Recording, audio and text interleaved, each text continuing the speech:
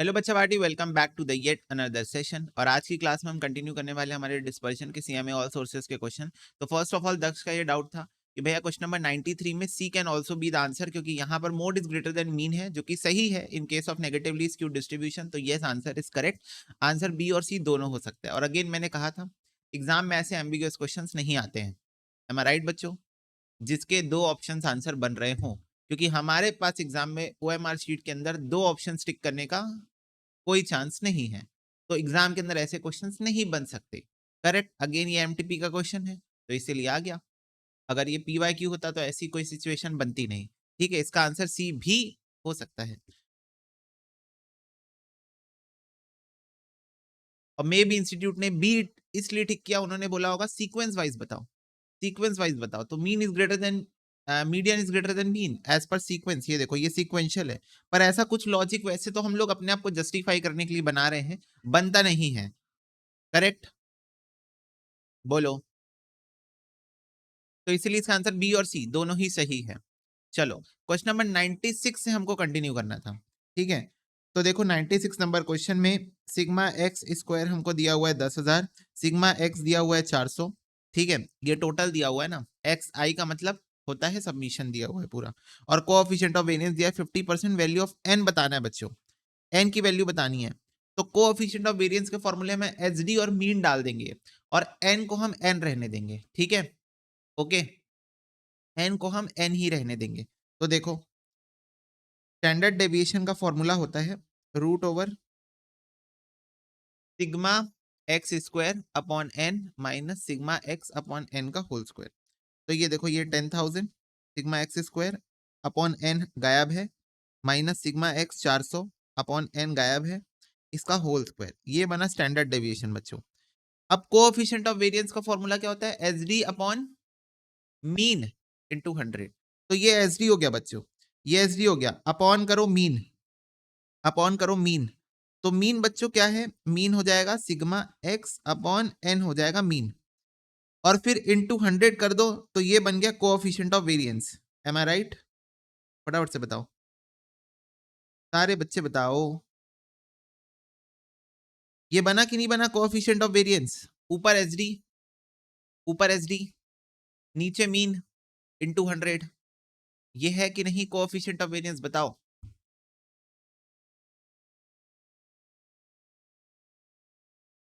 Yes. अब सारे बच्चे एक बार फटाफट से बताओ, ये H D upon mean into 100 की वैल्यू क्वेश्चन में गिवन है 50। तो यहां मैं लिख देता हूं 50, बात खत्म। तो देख रहे हो कितना शॉर्टकट कर दिया मैंने इसको। ये हो गया 50। अब इसको सॉल्व करो और एन की वैल्यू निकालो। 20 आएगी एन की वैल्यू। इसको सॉल्व करो, एन की वैल्यू 20 आ जाएगी।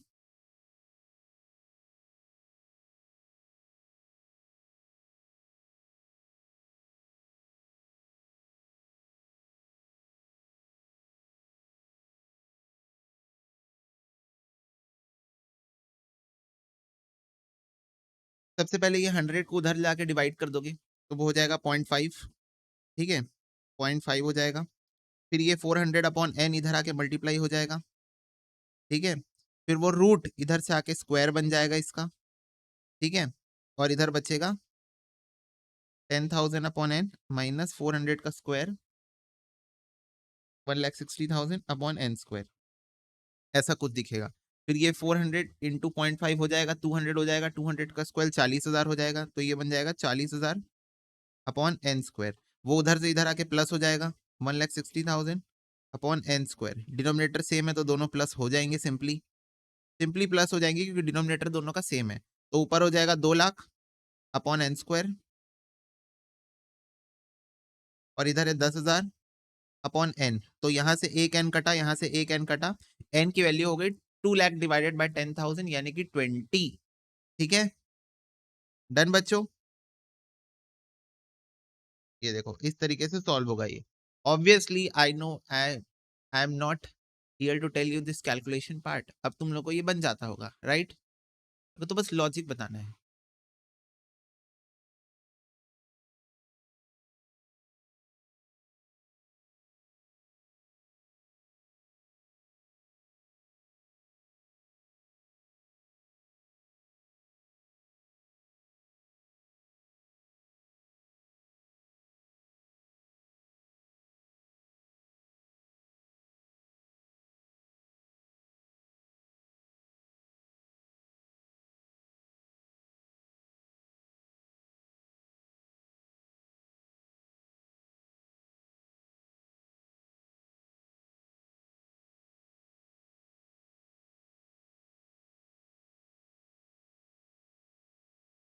ठीक है, आगे बढ़े।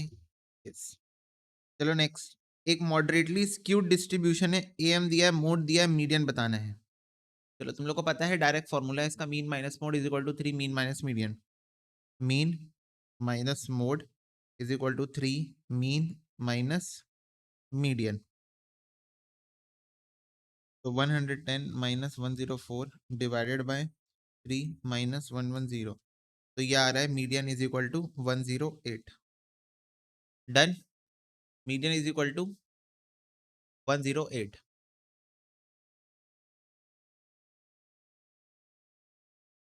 ओ,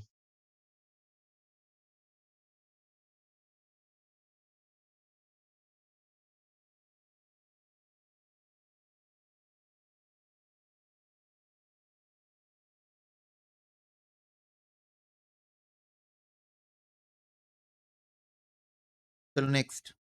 विच of the following does not indicate skewness of a distribution. तो पाई डायग्राम बच्चों, क्योंकि पाई डायग्राम ऐसे सर्कुलर शेप का होता है, ये आपको स्क्यूनेस नहीं बता पाएगा। सर्कुलर शेप का होता है, ऐसे ऐसे पार्टीशंस बने होते हैं उसमें, ऐसे ऐसे ऐसे, तो वो आपको स्क्यूनेस नहीं बता पाएगा। ठीक है, और बाकी सब कुछ टू सम एक्सटेंट स्क्यूनेस आपको बता सकते हैं।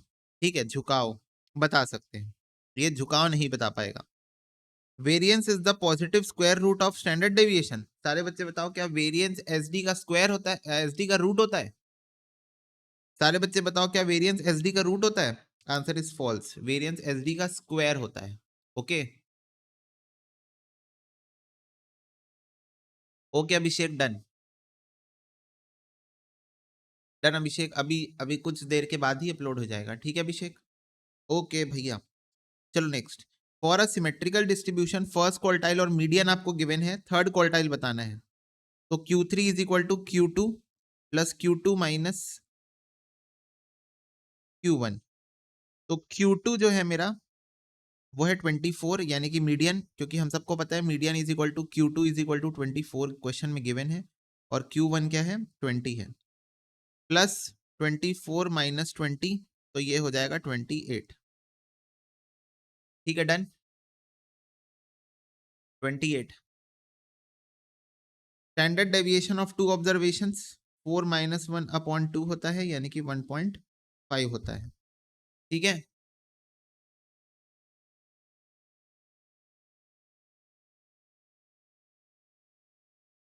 For a frequency distribution coefficient of skewness है 0.6, मीन है 172, मोड है 163, वेरिएंस बताना है, उसके लिए एसडी निकालना पड़ेगा।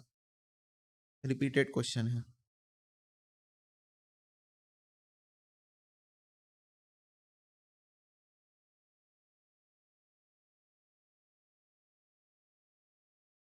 Repeated question.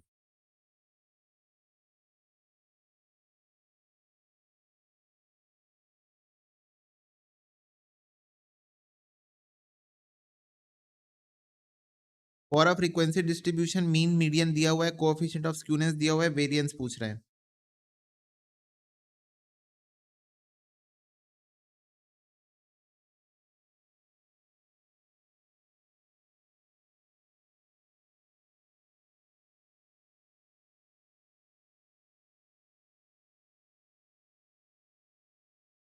Repeated question.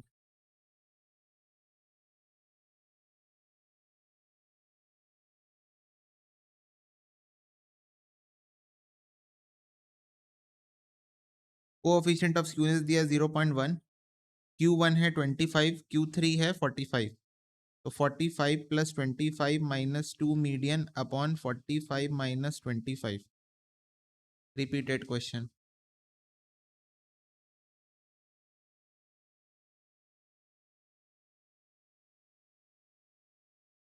36।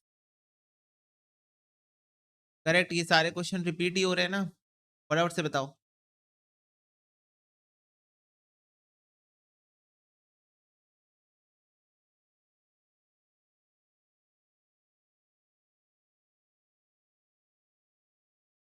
Arithmetic mean coefficient of variation 6 और 50 है, then variable, then variable of x. Variable मतलब क्या होता है, वेरिएशन। वेरिएबिलिटी मतलब क्या होता है, वेरिएंस। वेरिएशन सब एक ही चीज है, variable, variation, variance. All these are same thing, एक ही चीज के मल्टीपल नाम है। जैसे हमारे घर में निकनेम होते हैं ना, वैसे ही। तो कोएफिशिएंट ऑफ वेरिएशन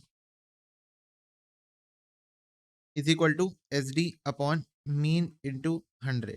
ठीक है, तो ये हमको दिया हुआ है 50 is equal to S D हमको नहीं पता, मीन 6 है, इंटू 100, तो एस डी आ जाएगा 50 इंटू 6 डिवाइड बाई 100, 3। वेरियंस होता है एस डी का स्क्वायर, तो 3 का स्क्वायर ये आ गया 9। ठीक है, ये आ गया 9, बोलो हाँ। Q3 माइनस Q1 दिया हुआ है, Q3 प्लस Q1 दिया है, मीडियन दिया है, कोएफिशिएंट ऑफ स्क्यूनेस पूछ रहा है, तो coefficient of skewness Q3 plus Q1 minus 2 into median upon Q3 minus Q1।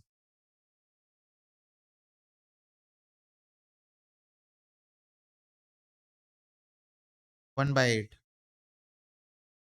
Repeated question. Coefficient of skewness of distribution 0.4 है, अगर स्टैंडर्ड डेविएशन मीन आपको दिया हुआ है तो मोड बता दो।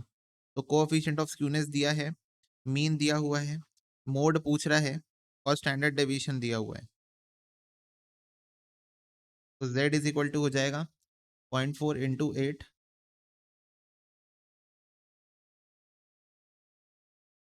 26.8।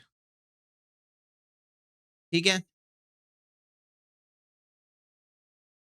यस, बताओ फटाफट से बताओ। Good morning Nirmal. For a symmetric distribution skewness क्या होता है, जीरो होता है, सिमेट्री में नो स्क्यूनेस होता है।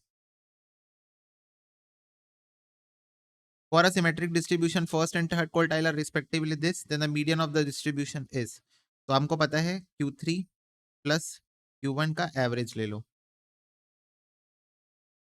19। राइट, राइट बच्चों, फटाफट से बताओ।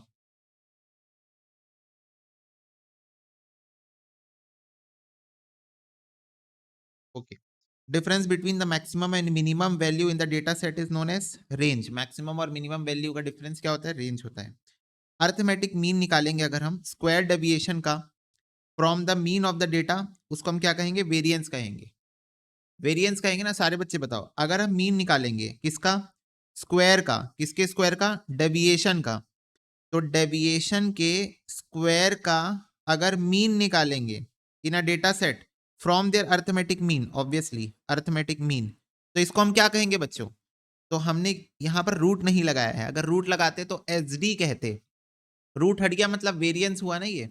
सारे बच्चे बताओ, सारे बच्चे बताओ, अगर आप मीन निकालोगे डेविएशन का, डेटा के मीन से लेके, और उसका स्क्वायर करोगे, तो वो क्या है, वेरिएंस है। क्या है, वेरिएंस। अगर इसमें रूट लगा देते तो स्टैंडर्ड डेविएशन होता।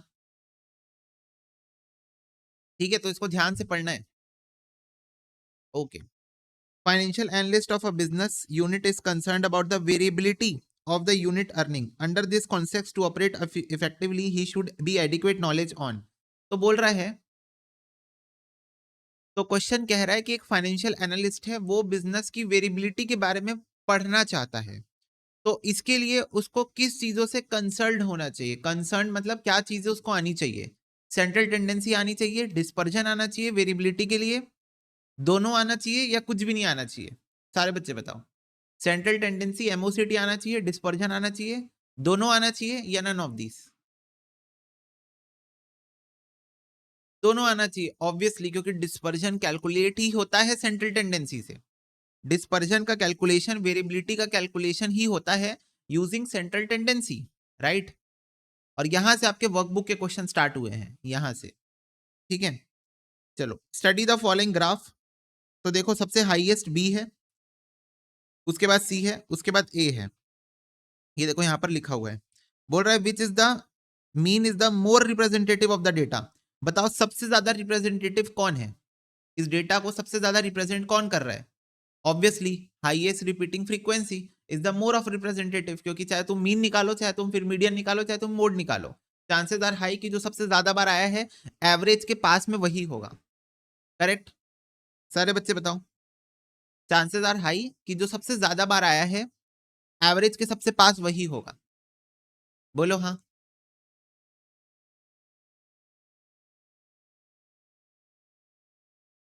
यस, इसके बाद which of the following is not one of the reason for measuring dispersion of a distribution. Which of the following is not one of the reason, इनमें से कौन सा रीजन नहीं है डिस्पर्जन कैलकुलेट करने का?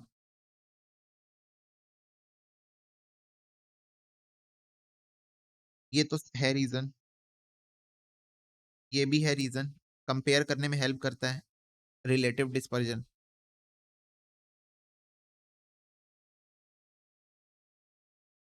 ये भी है, सी आंसर है। सी बच्चों देखो, it uses more data in describing a distribution, answer is wrong. See dispersion का कोई फंडा ऐसा नहीं है जो सी पॉइंट में लिखा हुआ है। Describing a data, describing a data is not the what we can say objective of dispersion, it's not objective of dispersion. ठीक है, which one of the following is appropriate? The greater the dispersion of data in a distribution, the lesser the reliability of the central value of the data. बोलो हाँ, सारे बच्चे बताओ, जितना ज्यादा dispersion है इसका मतलब आपका मीन उतना खराब है। सारे बच्चे बोलो यस। अगर डिस्पर्जन ज्यादा है मतलब मीन खराब है ना आपका। आपका मीन जो आपने निकाला, आपने निकाला मीन, आप बोल रहे हो ये मीन मेरे डेटा को रिप्रेजेंट कर रहा है। अरे अगर आपका मीन आपके डेटा को रिप्रेजेंट कर रहा है तो इतना ज्यादा डिस्पर्जन क्यों आ रहा है? राइट, अगर आपका मीन आपके पूरे 100% डेटा को रिप्रेजेंट करने की ताकत रख रहा है तो इतना ज्यादा डिस्पर्जन क्यों आ रहा है? Correct, yes. तो ये तो एप्रोप्रिएट है। The greater the dispersion the lesser is the reliability on central tendency. The lesser the dispersion the greater the reliability of central tendency. Correct, dispersion कम होगा तो रिलायबिलिटी ज्यादा होगी सेंट्रल टेंडेंसी की। Dispersion of data of a distribution has impact on measuring the reliability of central value. Correct, all of these answer इसका। ठीक है, all of this is the answer. Theory वाले क्वेश्चंस बच्चों बहुत ध्यान से अटेम्प्ट करके आना, ठीक है। उसमें कोई एक ऐसा सेंटेंस होगा, आप रिजेक्शन मेथड भी लगा सकते हो, कोई एक ऐसा सेंटेंस होगा जो आपको लग रहा होगा एकदम ही गलत लिखा हुआ है, ठीक है, एकदम। Dispersion is called average of second order because.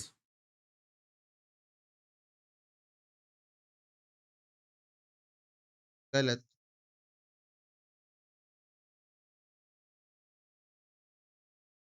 गलत, हाँ, averaging. It is known by averaging the deviation individual value from some representative value, जो कि मीन मीडियन मोड कुछ भी हो सकता है। सी आंसर है। इसको सेकेंड ऑर्डर क्यों बोलते हैं बच्चों? सारे बच्चे बताओ। क्योंकि डिस्पर्जन निकालने के लिए पहले एक कैलकुलेशन करनी पड़ती है एमओसीटी, उसके बेसिस पे निकलता है डिस्पर्जन। तो सेकेंड स्टेप होता है डिस्पर्जन। डिस्पर्जन निकालने का पहला स्टेप डिस्पर्जन नहीं होता। डिस्पर्जन निकालने का पहला स्टेप होता है एक रिप्रेजेंटेटिव वैल्यू निकालना, जिसको हम बोलते हैं एमओसीटी, मेजर ऑफ सेंट्रल टेंडेंसी। फिर उसको यूज करके डेविएशन निकालते हैं और उसका एवरेज करते हैं। क्या करते हैं? एवरेज। क्या करते हैं? एवरेज करते हैं। Averaging the deviation in an individual series from some representative. अब सम रिप्रेजेंटेटिव कुछ भी हो सकता है, मीन भी हो सकता है, मीडियन भी हो सकता है, बच्चों मोड भी हो सकता है। समझ रहे हो? मोड को उतना अच्छा मेजर मानते नहीं है क्योंकि वो सिर्फ हाईएस्ट रिपीटिंग फ्रीक्वेंसी को ही मान लेता है, लेकिन काइंड ऑफ हम लोग मोड से भी डेविएशन निकाल सकते हैं चाहे तो मीन से, मीडियन से, मोड से, तीनों से डेविएशन निकालना पॉसिबल है। ठीक है, तो सी है इसका आंसर। ओके, और इसको सेकेंड ऑर्डर इसीलिए कहा जाता है क्योंकि फर्स्टली आप you have to calculate something else and on the basis of something else you have to calculate dispersion. Correct, बोलो।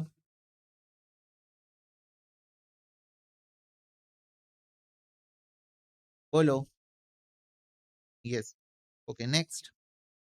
विच one of the following is not a characteristics of coefficient of dispersion? Not, क्या एक relative measure है? हाँ। Dependent on units? No. सारे बच्चे बताओ, relative major की यही तो खास बात है कि उसकी कोई यूनिट्स नहीं होती। रिलेटिव मेजर की यही तो खास बात है कि उसकी कोई unit, it's a unit free measure. It's a unit free measure, तभी तो कंपैरिजन हो पाता है, तभी तो कंपैरिजन हो पाता है। Which one of the following measure of dispersion measure spread of data on the basis of distance between the selected value in a data set? बताओ, स्प्रेड को कौन कैलकुलेट करता है? Spread on the basis of distance between the selected value. Come on, very easy. Largest minus smallest, range. Spread, spread मतलब फैला हुआ, कितना फैला हुआ है डेटा। रेंज स्टार्टिंग और एंडिंग वैल्यू को लेके सॉल्व करता है, स्टार्टिंग वैल्यू और एंडिंग वैल्यू को लेके सॉल्व करता है, तो रेंज इज द आंसर। ठीक है,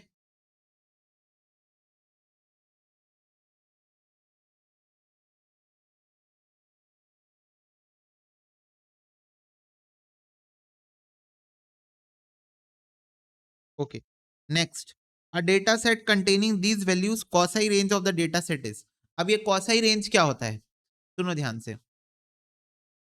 summer spread of a data को कैलकुलेट करते हैं हम रेंज का यूज करके, करेक्ट। स्प्रेड मतलब डेटा कहां से चालू होके कहां पर खत्म हो रहा है, कितना फैला हुआ है, तो लार्जेस्ट माइनस स्मॉलेस्ट करते हैं, उसी को स्प्रेड बोलते हैं। स्प्रेड मतलब होता है कितना फैला हुआ है डेटा, तो वो रेंज हमें बताता है।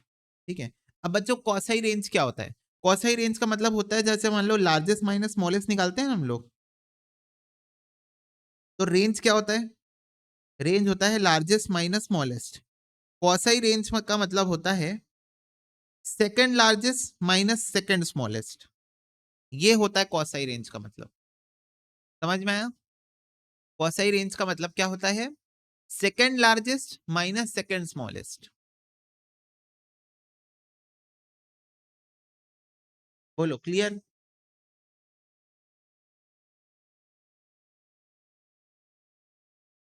Second largest minus second smallest को बोलते हैं कॉसाई रेंज। ये देखो,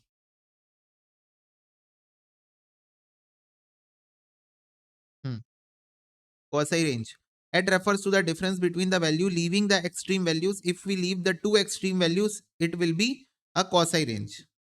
Second highest observation minus second lowest observation. ठीक है, को quasi range कहते हैं।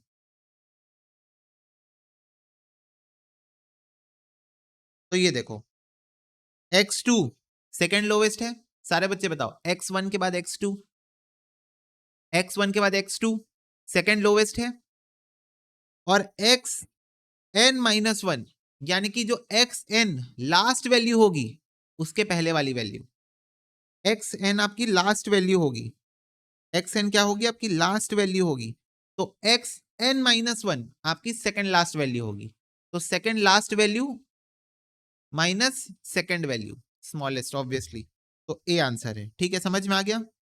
फटाफट से बताओ, कॉसाई रेंज समझ में आ गया सबको?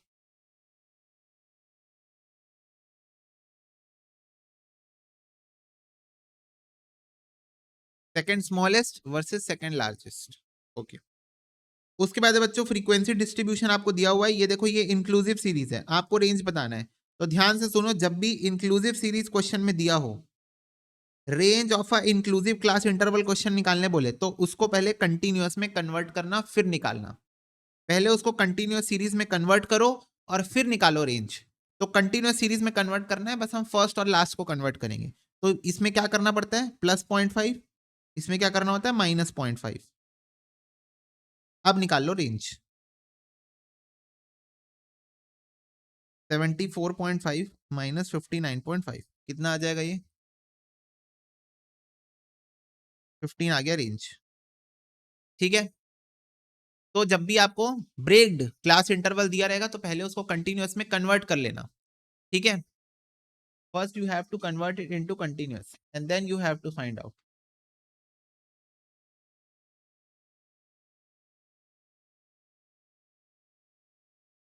ठीक है, डन। बोलो, अब देखो 122, ये स्पेशल कैटेगरी क्वेश्चन है, कॉसाई रेंज निकालने बोल रहा है इन अ ब्रेक्ड सीरीज। तो अब कॉसाई रेंज हम कैसे निकालें? अब देखो हमारा दिमाग प्रैक्टिकली क्या बोलेगा? प्रैक्टिकली बोलेगा कि हाईएस्ट क्लास इंटरवल ना लेके सेकंड हाईएस्ट क्लास इंटरवल ले लो, और लोवेस्ट क्लास इंटरवल ना लेके सेकंड लोवेस्ट क्लास इंटरवल ले लो। कॉसाई रेंज का कॉन्सेप्ट ऐसे ही कुछ लगते हुए दिख रहा है? फटाफट से बताओ, कॉसाई रेंज का कॉन्सेप्ट ऐसे ही कुछ लगते हुए दिख रहा है ना? But answer is no, answer is no. Quasi range क्या बोलता है? सेकंड हाईएस्ट डेटा जो आपका होना चाहिए। बच्चों सेकंड हाईएस्ट तो कायदे से 24 के पहले जो 23 आएगा वो है, 22 के बाद 23 और 24, तो सेकंड हाईएस्ट तो ये है। और लोवेस्ट की बात करूं तो सेकंड लोवेस्ट इस डेटा में है 10 के बाद जो आएगा 11 एंड देन 12। समझे?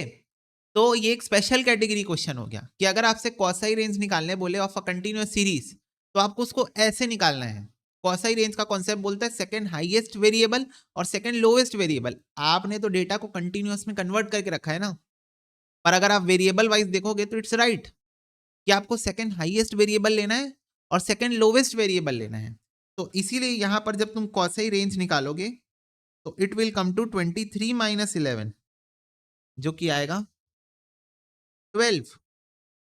समझे मेरी बात? तो इसको मार्क करके रखना है, ऐसा एक ही क्वेश्चन है बस, ना पीवाईक्यू में आया ना एमटीपी में आया, सिर्फ वर्कबुक में है। वर्कबुक में नहीं पता, इंस्टीट्यूट एक्स्ट्रॉर्डनरी क्वेश्चंस दे के रखी हुई है, अननेसेसरी, बहुत हाई लेवल के क्वेश्चन जो ना आज तक एग्जाम में उन्होंने पूछे हैं पर दे के रखे हुए हैं। ठीक है, ऑल दो टफ नहीं है, फटाफट से बताओ, इट्स प्रीटी लॉजिकल, पर थोड़ा सा अलग तरीके से सॉल्व हुआ, तो इसको हम बोल सकते हैं स्पेशल कैटेगरी क्वेश्चन। ठीक है, जैसे वो हमारा एक मीडियन वाला आया था।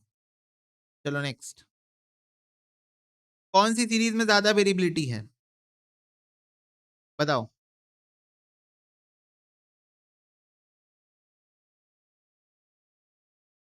कौन सी सीरीज में ज्यादा वेरिएबिलिटी है बताओ?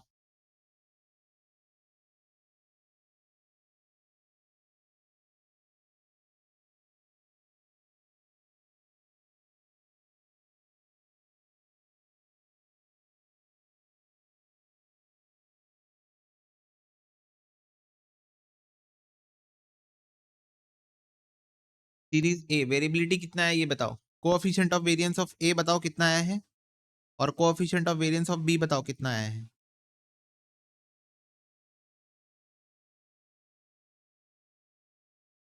ऑब्वियसली बेटा, प्रीति जो डेटा दिया हुआ है आपको उसको यूज करके बस आपको कोएफिशिएंट ऑफ वेरिएंस निकालना है, उसके लिए आपको स्टैंडर्ड डेविएशन और मीन निकालना पड़ेगा। बताओ coefficient of variance of A कितना आया है, coefficient of variance of B कितना आया है।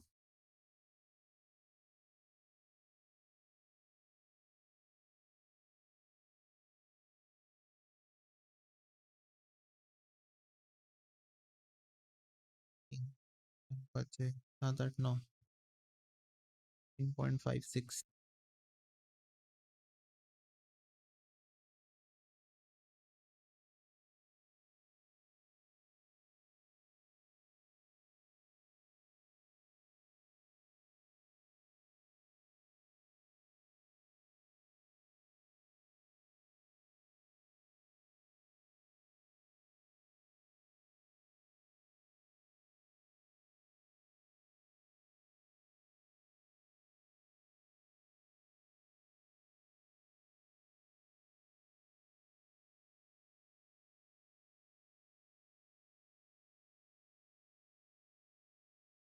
बोलो coefficient of variance of A how much, SD कितना है ये बताओ पहले, स्टैंडर्ड डेविएशन कितना आया।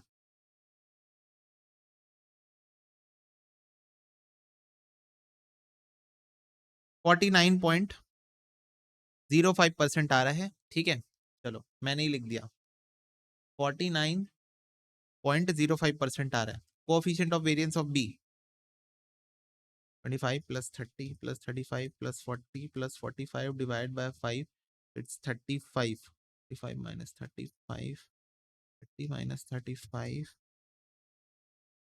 5, 45 माइनस 35,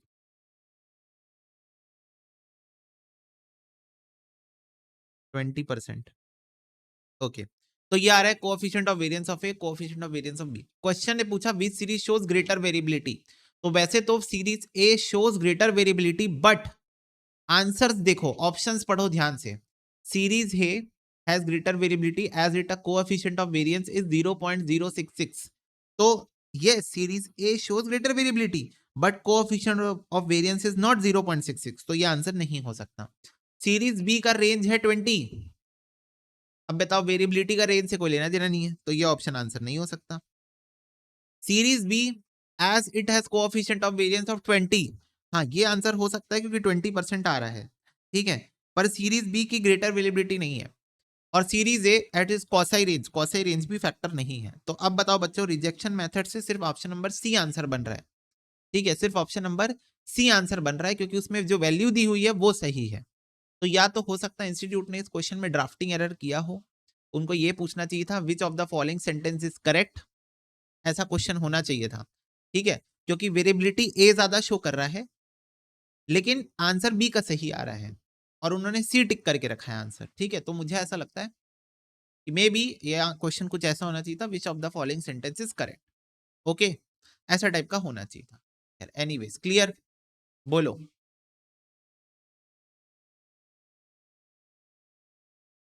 ओके, चलो next. Range does not fulfil one of the characteristics of a good major of dispersion. वो कैरेक्टरिस्टिक्स क्या है? सिंपल, रेंज की एक ही गलती है कि वो पूरे डेटा को कंसिडरेशन में नहीं लेता है। बोलो हाँ। हाँ, ये good major of dispersion should be based on all observation, और रेंज इस बात को नहीं मानता है। Next question, following frequency distribution is given, quartile deviation बताओ बच्चों। तो बच्चों इस वाले क्वेश्चन में भी एक मजेदार पॉइंट है, पूछो क्या। यहां पर तुम देखोगे डेज ऑफ वीक्स दिया हुआ है 1 2 3 4 5 6 7, पढ़ के डिस्क्रीट सीरीज जैसा लग रहा है ना क्वेश्चन। बोलो हाँ।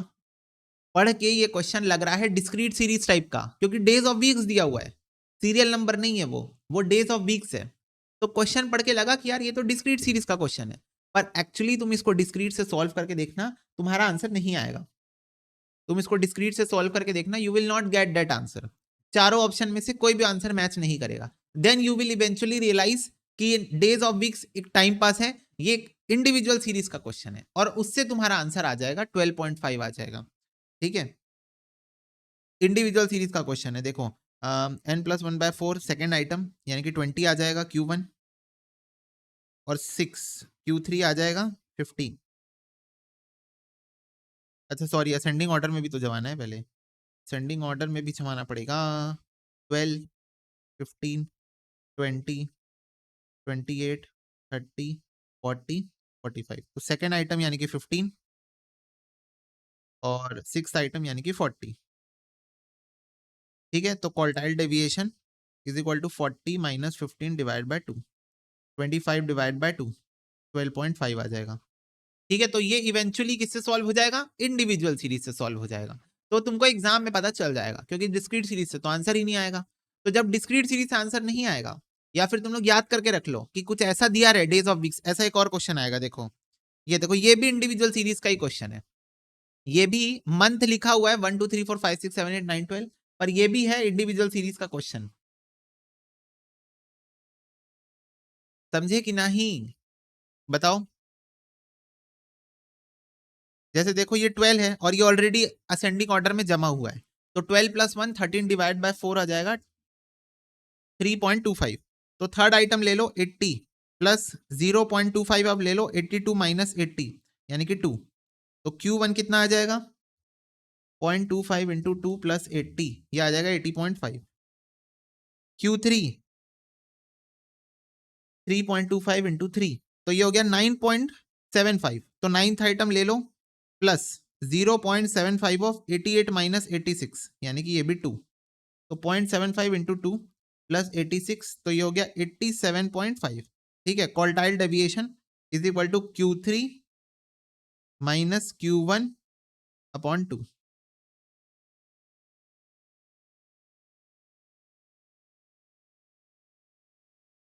ये आ गया 3.5, समझे। तो ये दोनों इंडिविजुअल सीरीज का क्वेश्चन था, डिस्क्रीट से सॉल्व करोगे तो तुम्हारा आंसर ही नहीं आएगा, और इवेंचुअली तुमको समझ में आ जाएगा कि आंसर नहीं आ रहा है, तो ये इंडिविजुअल से सॉल्व होने वाला है।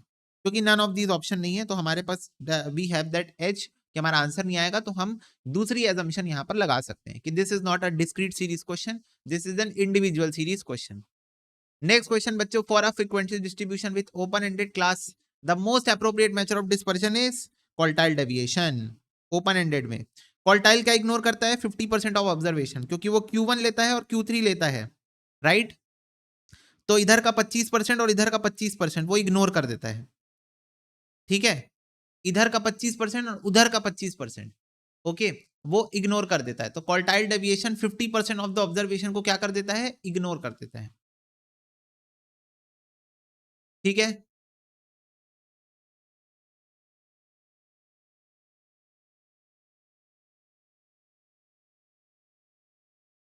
प्रीति, अब ये जो मैंने 50% ऑब्जर्वेशन बोला, उसमें ऑटोमेटिकली एक्सट्रीम वैल्यूज भी आ गई, राइट। प्रीति का कहना है भैया आंसर इसका एक्सट्रीम वैल्यूज है।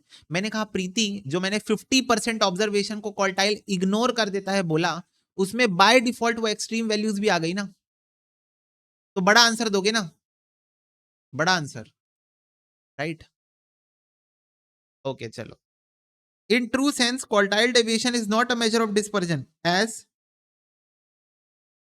it does not lend itself to further mathematical treatment affected considerably by fluctuation of sampling. No. हाँ, it really does not show scatter around the average. ठीक है? In true sense, quartile deviation is not a measure of dispersion as it really does not show scatter around the average. ठीक है, तो average के around सारे बच्चे बताओ, क्या क्वार्टाइल डेविएशन के कैलकुलेशन के टाइम हम एवरेज को कंसीडर करते हैं, एवरेज का यूज करते हैं? फटाफट से बताओ। डिस्पर्जन का मतलब क्या होता है? बेटा वो ना डिस्पर्जन के कॉन्टेक्स्ट में क्वेश्चन पूछा है, तो तुम लोग एक्सट्रीम्स के पीछे मत पड़ जाओ हाथ धोके, ठीक है? जब भी क्वार्टाइल दिखे तुम लोग एक्सट्रीम्स वाला आंसर टिक कर दे रहे हो। No no no no, question आपसे डिस्पर्जन के कॉन्टेक्स्ट में पूछा है कि डिस्पर्जन क्या बोलता है। ध्यान से सुनो, डिस्पर्जन बोलता है कि ये बताओ कि कितना दूर हो किससे। डिस्पर्जन क्या बोलता है, ये बताओ कितना दूर हो अपने एवरेज से। अब in a true sense quartile deviation एक मेजर ऑफ डिस्पर्जन नहीं है। क्यों?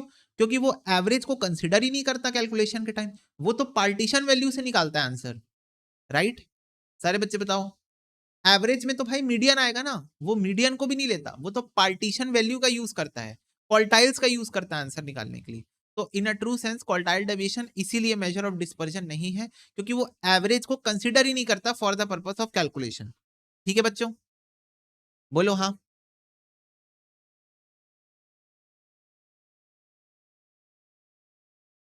बोलो।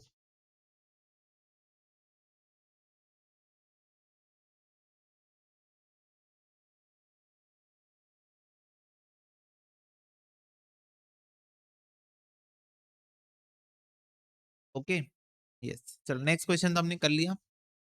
ये वाला क्वेश्चन, ये तो बहुत अच्छा क्वेश्चन है। देखो question number 130, following frequency distribution relates to wages and number of workers, the percentage of workers getting wages between 22 and 58 is. तो आपसे क्वेश्चन पूछ रहा है कि बताओ 22 रुपए से ज्यादा और 58 रुपीज से कम कितने परसेंटेज ऑफ वर्कर्स कमा रहे हैं, कितने परसेंटेज ऑफ वर्कर्स कमा रहे हैं। तो पहले बच्चों ये बताओ 22 रुपए इसके बीच में और 58 इसके बीच में होगा ना, स्लैब वाइज, स्लैब वाइज 22 रुपए 20 से 30 के बीच में आ रहा होगा, सो डोलन, तो नाम बोल रहा था डोलन। और 58 50 से 60 के बीच में आ रहा होगा, बोलो हाँ। स्लैब वाइज 22 रुपए किसके बीच में आ रहा होगा, 20 से 30 के बीच में। और 58 किसके बीच में आ रहा होगा, 50 से 60 के बीच में, राइट?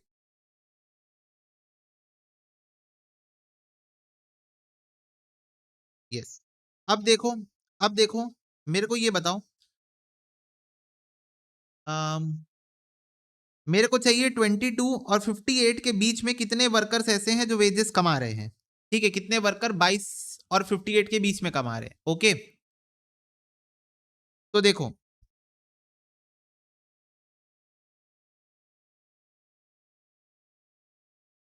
एक बार खुद से बंद करके चालू करो ऐप को, एक बार खुद से बंद करके चालू करो ऐप, देखो नहीं होगा।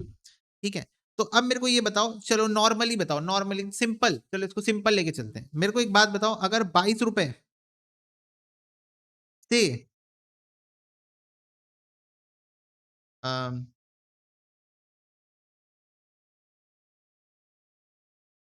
हाँ ये बताओ, बिटवीन बोला है क्वेश्चन, बिटवीन, तो मुझे ये बताओ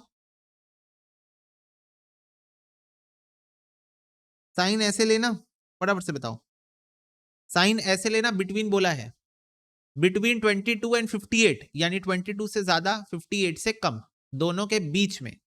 permutation combination, if you remember the chapter, from बोलता है तो इक्वल टू का भी साइन लगता है, और बिटवीन बोलता है तो इक्वल टू का साइन नहीं लगता है। From the chapter permutation and combination, right? From the chapter permutation and combination, from बोलता है तो इक्वल टू का साइन लगता है, बिटवीन बोलता तो नहीं लगता। तो 22 रुपए से ज्यादा कितने लोग, कितना स्लैब्स होगा, सारे बच्चे बताओ 20 से 21 में 20 से 21 में 22 रुपए से ज्यादा कितने स्लैब्स होंगे? मतलब 22 रुपए से ज्यादा कमाने वाले कितने स्लैब्स हैं? 23 रुपए, 24 रुपए, 25 रुपए, 26, 27, 28, 29, 30। ठीक है, 30 को भी इंक्लूडेड रखो, 30 को भी इंक्लूडेड रखो। 23, 24, 25, 26, 27, 28, 29, 30। ठीक है, 8 स्लैब्स होंगे जिससे मेरे को लेना देना है। Out of these 10 slabs, out of these 10 slabs मेरे को 8 स्लैब से लेना देना है। ठीक है, ओके। तो 85 वर्कर्स हैं बच्चों, 85 वर्कर्स हैं, जिसमें से मेरे को 80% लोगों से यहां पर लेना देना है। 80% लोगों से, 80% लोगों का मेरे को इनकम चाहिए है, इनकम का टोटल चाहिए है। ठीक है, 80% लोगों का। तो 23, 24, 25, 26, 27, 28, 29, 30, 8 लोग आउट ऑफ 10, यानी कि 80% लोगों का मेरे को यहां पर इनकम चाहिए है। तो 85 का 80% होता है 68 पर्सन, 68 पर्सन की मेरे को इनकम का डेटा चाहिए है। यहां पर वैसे ही तुम देखोगे तो 50 से 58 तक का, 57 तक का, टू बी वेरी स्पेसिफिक 57 तक का चाहिए मेरे को, क्योंकि 58 से कम यानी 57, तो 50, 51, 52, 53, 54, 55, 56, 57, यहां पर भी मेरे को 80% लोगों की इनकम चाहिए है। तो 55 का 80% निकाल लो यहां पर भी, इंटू 80%, तो ये हो जाएगा 44 पर्सन। और इनके बीच में जितने भी लोग हैं 160 और 70, ये तो मेरे को चाहिए ही चाहिए, 160 पर्सन और 70 पर्सन। तो बताओ टोटल कितने पर्सन हो गए जो 22 से ज्यादा और 58 से कम कमा रहे हैं? चलो बताओ टोटल कितने पर्सन हो गए। ये दोनों स्लैब तो बाय डिफॉल्ट आ जाएगा ना, ये दोनों स्लैब तो बाय डिफॉल्ट पूरा पूरा आ जाएगा, पूरा पूरा। ठीक है, इसमें आधे लोग आ रहे थे, इसमें आधे लोग आ रहे थे, मतलब पहले वाले स्लैब के 80% लोग आ रहे हैं, आखिरी वाले स्लैब के 80% लोग आ रहे हैं, बीच वाले स्लैब के पूरे पूरे आ जा रहे हैं। तो बताओ टोटल नंबर ऑफ लोग, टोटल नंबर ऑफ पर्सन बताओ जिन लोग 22 रुपए से ज्यादा और 58 से कम कमा रहे, बताओ। 44 प्लस 70 प्लस 160 प्लस 68, ये हो गया 342, 342 पर्सन। अब बताओ टोटल नंबर ऑफ पर्सन कितने काम कर रहे हैं, टोटल नंबर ऑफ वर्कर बताओ, टोटल नंबर ऑफ वर्कर बताओ कितने हैं। टोटल नंबर ऑफ वर्कर हैं 20 plus 45 plus 85 plus 160 plus 70 plus 55 plus 35 plus 30, total number of worker है बच्चों 500। तो परसेंटेज कितना हुआ बताओ, इसका परसेंटेज कितना हुआ? ये आ रहा है 68.4%, 68.4%। अब फटाफट से देखो इस क्वेश्चन को और बताओ कहीं पर कोई डाउट है क्या, फटाफट से देखो और बताओ कहीं कोई डाउट है क्या।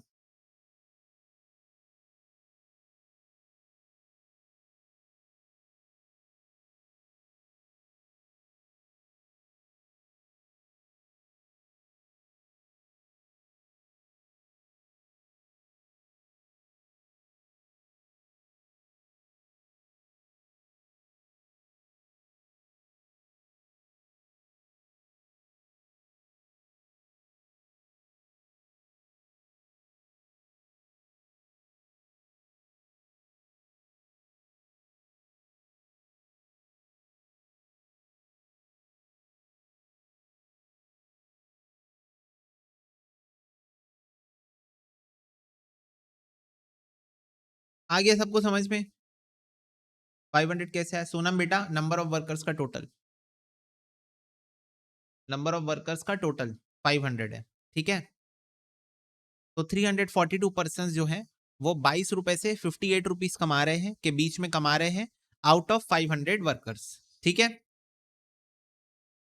Out of total 500 workers 342 workers ऐसे हैं जो 22 रुपए से ज्यादा और 58 रुपीज से कम कमा रहे हैं। ठीक है,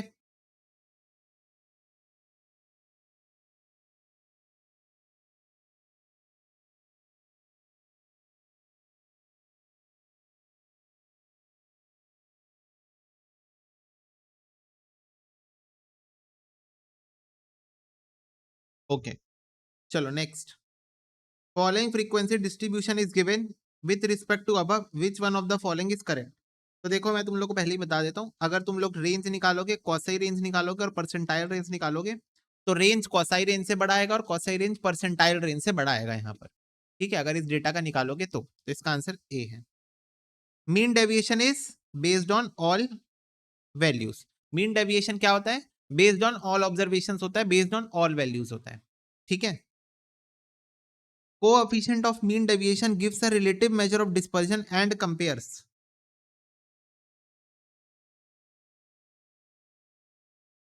two or more series expressed in same units but of different magnitude, obviously तभी तो कंपैरिजन करते हैं। तो कोएफिशिएंट ऑफ मीन डेविएशन क्या करता है? क्या करने में हेल्प करता है? कंपेयर करने में हेल्प करता है। किसको कंपेयर में हेल्प करता है? टू और मोर सीरीज को, जो कि सेम यूनिट्स में होती है, क्योंकि वो एक यूनिट फ्री मेजर होता है, इसलिए सेम यूनिट्स बोला जा रहा है यहाँ पर। जो कि सेम यूनिट्स में होती है पर उनका मैग्नीट्यूड अलग होता है, मतलब कोई 10% होगा, कोई 15% होगा, कोई 50% होगा, कोई 40% होगा, like this.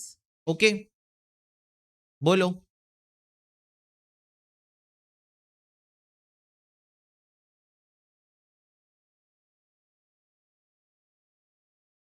Okay, next, coefficient of mean deviation कैसे निकालते हैं? तो वो निकालते हैं average absolute measure of scatterness of item from mean median mode, तीनों से निकाल सकते हो, divided by mean median mode.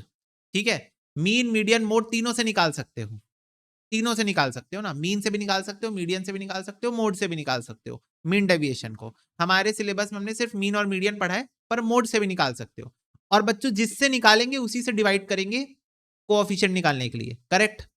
ऐसा ही सीखा है ना हमने कि अगर मीन से निकालोगे तो मीन से डिवाइड करना कोएफिशिएंट निकालने के लिए, मीडियन से निकालोगे तो मीडियन से डिवाइड करना कोएफिशिएंट निकालने के लिए, मोड से निकालोगे तो मोड से डिवाइड करना कोएफिशिएंट निकालने के लिए, right?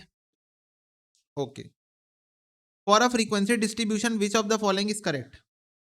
Sigma F X minus M upon N, जहां पर m की वैल्यू मीन है, x की वैल्यू वो रिस्पेक्टिव आइटम्स है डिस्ट्रीब्यूशन का, f की वैल्यू फ्रीक्वेंसी है और n की वैल्यू जो है वो टोटल नंबर ऑफ आइटम है। हाँ, तो ए ट्रू है, यहाँ पर ए ट्रू है। क्या कर रहा है? मीन डेविएशन का फॉर्मूला तो बता रहा है, sigma F D upon N modulus के अंदर, x माइनस मीन मॉड्यूलस के अंदर है, तो ये फॉर्मूला बता रहा है direct.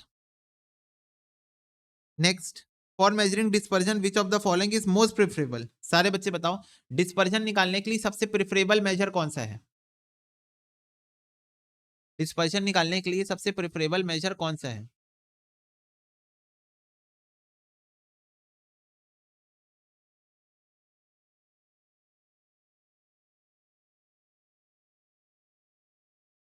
Very very good, mean deviation. और अगर यहाँ स्टैंडर्ड डेविएशन होता तो स्टैंडर्ड डेविएशन होता, तो पर यहाँ नहीं है। For a frequency distribution sigma F x दिया हुआ है, x minus bar x modulus दिया हुआ है, बार एक्स दिया हुआ है, x is the value of respective item in the distribution, F frequency है, बार एक्स मीन है। मीन डेविएशन बताओ। तो हमें पता है मीन डेविएशन का फॉर्मूला होता है submission of X minus bar X upon N. तो x माइनस बार एक्स तो है मेरे पास क्वेश्चन में, पर n नहीं है। पर क्या n निकाला जा सकता है? Answer is yes. कैसे निकालोगे? देखो, बार x की वैल्यू होती है बच्चों sigma F x upon sigma F. हमें पता है सिग्मा एफ को ही n बोलते हैं, सिग्मा एफ को ही n बोलते हैं।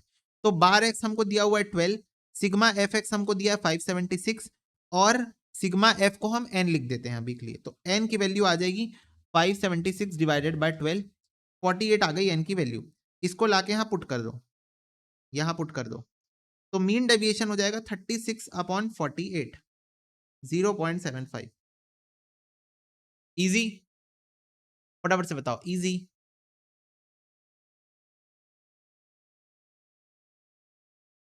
अब तुम बोलोगे भैया ये तो एक फ्रीक्वेंसी वाला क्वेश्चन है ना, तो यहां पर सिग्मा एफ डी क्यों नहीं है? अब वो इंस्टीट्यूट से पूछना। हमको जितना डेटा दिया है हम उससे आंसर निकालने की कोशिश करेंगे, ना कि हम एग्जाम में एक्स्ट्रा दिमाग लगाने की कोशिश करेंगे, ठीक है? और ना हमारे पास टाइम होगा। ऑब्वियसली ये डाउट तुम्हारे मन में आ सकता है कि सबमिशन में एफ इंटू डी क्यों नहीं है, मॉड्यूलस डी क्यों नहीं है, जब क्योंकि इस क्वेश्चन में एफ है, फ्रीक्वेंसी है। तो मैंने कहा कि वही तो बात है ना, ऐसा भी तो हो सकता है कि ये दो अलग अलग सीरीज का डेटा हो जिसमें नंबर ऑफ आइटम सेम हो सकता है कि नहीं हो सकता है? बताओ कि ये आपको डेटा इंडिविजुअल सीरीज का दिया हो और ये डेटा आपको किसी डिस्क्रीट सीरीज का दिया हो, और उसमें जो डिस्क्रीट सीरीज के नंबर ऑफ आइटम है वो इंडिविजुअल सीरीज के नंबर ऑफ आइटम के बराबर है। हो सकता है, इट मे बी पॉसिबल। या ये भी हो सकता है कि आपने ये निकालने के लिए इस क्वेश्चन को इंडिविजुअल सीरीज की तरह सॉल्व किया था और मीन निकालने के लिए इसको एक डिस्क्रीट सीरीज में कन्वर्ट कर लिया था। इंडिविजुअल सीरीज को हम डिस्क्रीट सीरीज में कन्वर्ट कर सकते हैं ना बच्चों। याद करो एमओसीटी का वो पहला पहला लेक्चर जहां पर हमने देखा था एक इंडिविजुअल सीरीज को डिस्क्रीट सीरीज में कन्वर्ट करना, और दोनों में आंसर सेम आता है। Point to be noted, individual series और डिस्क्रीट सीरीज का मीन का आंसर, मीडियन का आंसर, सबका आंसर, मीन का आंसर सेम आता है, मीन का आंसर सेम आता है। ठीक है, तो एक्स्ट्रा दिमाग लगाओगे तो काउंटर मिल जाएगा आपको उसका। मेरे पास तो है काउंटर, ठीक है, सही लॉजिकल काउंटर है, तो इसलिए उसमें एक्स्ट्रा दिमाग नहीं लगाना कि एफ क्यों नहीं है। हो सकता है क्वेश्चन अपने तरीके से सॉल्व किया हो, वॉट एवर जो भी रीजन है, आंसर इसका ये है। क्लियर, बोलो।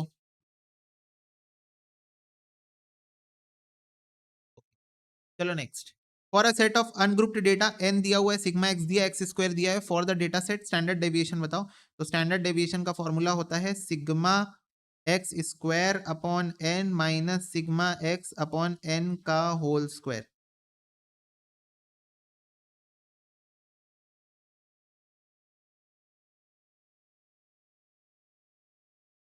5।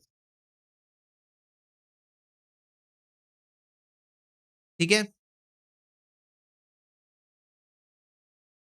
नेक्स्ट। इंटरक्वार्टाइल रेंज क्या मेजर करता है?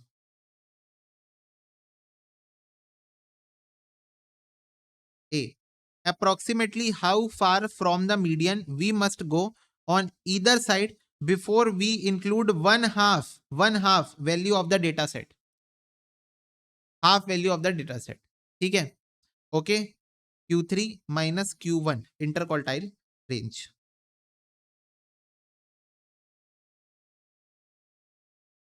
मेरे को एक बात बताओ, क्वार्टाइल्स क्या करते हैं? 50% डेटा को इग्नोर करते हैं, बोलो हाँ। क्वार्टाइल्स क्या करते हैं? 50% डेटा को इग्नोर करते हैं। इसका मतलब ही क्या हुआ कि वो 50% डेटा को कंसिडर करते हैं, 50% डेटा को कंसिडर करते हैं। वो बताते क्या हैं? वो बताते हैं अप्रोक्सीमेटली हम कितना दूर जा रहे हैं अपने मीडियन से। ये हमारा मीडियन है, यानी कि Q2 है, Q2 है, तो हम Q1 यहां पर है और Q3 यहां पर है, और हम अपने मीडियन से कितना दूर जा रहे हैं ऑन द ईदर साइड, मतलब इधर जाएं चाहे इधर जाएं, we can include one half of the data, जिससे हम लोग डेटा का वन हाफ यानी कि हाफ डेटा कंसिडर कर ले। क्योंकि इधर का 25% और इधर का 25% तो क्वार्टाइल क्या करता है? इग्नोर कर देता है। ये वाला 25% और ये वाला 25% तो क्वार्टाइल क्या कर देता है? इग्नोर कर देता है। तो सारे बच्चे बताओ समझ में आया? इसका हिंदी अनुवाद डायग्रामेटिकली ज्यादा अच्छे से समझ में आता है कि हम अपने मीडियन से कितना दूर जा रहे हैं on either side, so that हम डेटा का 50% पार्ट इंक्लूड कर रहे हैं और 50% पार्ट एक्सक्लूड कर रहे हैं। बोलो हाँ। वन हाफ का मतलब 50% होता है ना, तो डेटा का ब्लू वाला पार्ट हम इंक्लूड कर रहे हैं अपने कैलकुलेशन में 50%, और ग्रीन वाला पार्ट हम एक्सक्लूड करके रखे हुए हैं 50%। ठीक है बच्चों, तो ये diagrammatical representation of this answer है। ओके,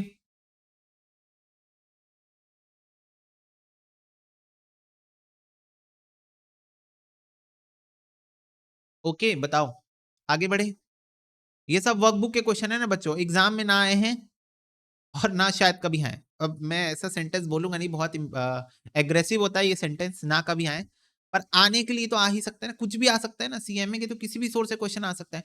पॉइंट ये है कि मेरे जैसे टीचर होने चाहिए जो इतना जूत के क्वेश्चंस निकाले सीएमए ऑल सोर्सेज से। मुझे तो कभी कभी ऐसा लगता है कि इंस्टीट्यूट ने क्वेश्चन बैंक्स तो बनाए हैं और फिर खुद ही भूल गए कि हमने कितने क्वेश्चन बैंक बनाए हैं। तुमको भी ऐसा नहीं लगता? खुद सोचो, और कितना अनऑर्गेनाइज्ड है। आप सोचो कि अगर कोई बच्चा सोचे कि यार मेरे को क्वेश्चंस प्रैक्टिस करने हैं, तो वो उसके पास सिर्फ एक ही सोर्स होना चाहिए ना, मॉड्यूल। करेक्ट। कोई बच्चा अगर सोचे कि काश यार मेरे पास बस एक ही सोर्स है जिससे मैं अपने क्वेश्चन प्रैक्टिस कर सकूं, मॉड्यूल होना चाहिए। कितना फैला हुआ है यार हर चीज। चलो पीवाईक्यूज तो समझ में आता है, वो तो हर साल एग्जाम हो रहा है तो क्वेश्चन पेपर तो बनेंगे, उसका समझ में आता है। एमटीपी का भी समझ में आता है कि प्रैक्टिस पर्पज के लिए दिया जाता है। उसके बाद ये वर्कबुक, ई बुलेटिन, अभी क्या है, old wine in new bottle, MCQ bank. अब तुम लोग ने एमसीक्यू बैंक देखा होगा, कुछ नहीं है, मॉड्यूल के क्वेश्चंस को कॉपी पेस्ट करके एमसीक्यू बैंक बना दिया गया है। क्या कोई सेंस है इस बात में? बताओ, कोई सेंस है क्या इस बात में? मॉड्यूल के ही क्वेश्चन को एमसीक्यू बैंक में डाल के एमसीक्यू बैंक अलग से निकालने की क्या जरूरत थी? अब टीचर्स ने बहुत हाइप क्रिएट की ना, एमसीक्यू बैंक, सीएमए इंस्टीट्यूट ने रिलीज कर दिया एमसीक्यू बैंक, एमसीक्यू बैंक से आएंगे एग्जाम में question.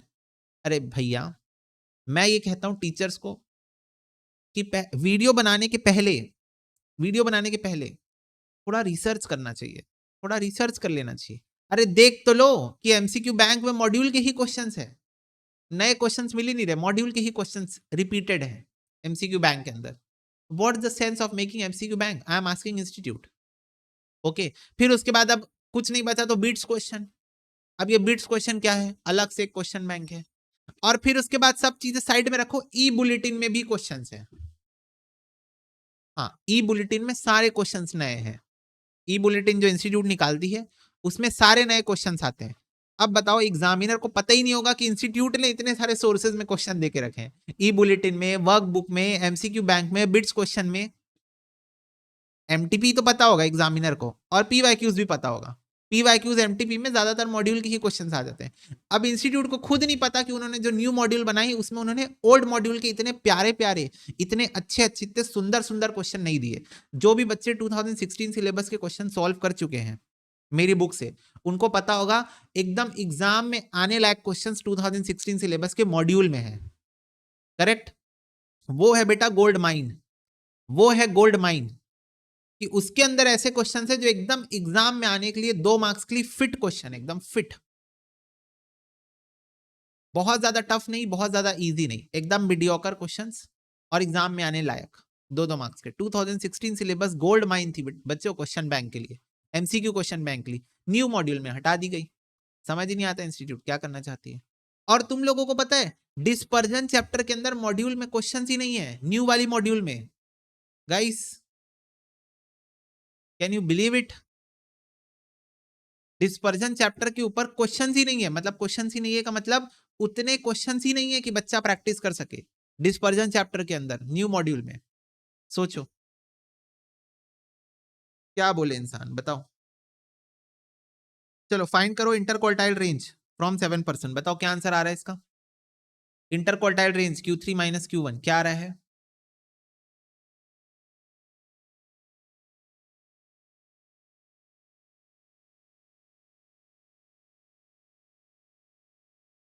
Seven plus one 8, 8 divide by 2, Q1 10, Q3 19, 19 minus 10 9 आ रहा है इंटरक्वार्टाइल रेंज। 19 माइनस 10 9 आ गया इंटरक्वार्टाइल रेंज। डन, बोलो done. Which one of the following is affected by extreme values? Range, क्योंकि range हम लोग एक्सट्रीम वैल्यूज को ही use करके निकालते हैं। ठीक है, बोलो। एवरेज एब्सोल्यूट डेविएशन और mean deviation is better measure of dispersion than the range because it takes every observation into account. ठीक है, it takes every observation into account, simple. The formula sigma x square upon N minus mean का square क्या है? ये variance का formula है। सारे बच्चे बताओ, sigma x square upon N minus bar x का स्क्वायर, रूट नहीं है इसमें, इसमें रूट नहीं है। अगर रूट लगा दूं तो स्टैंडर्ड डेविएशन का फॉर्मूला है, रूट हटा दूं तो वेरिएंस का फॉर्मूला है। बोलो हाँ।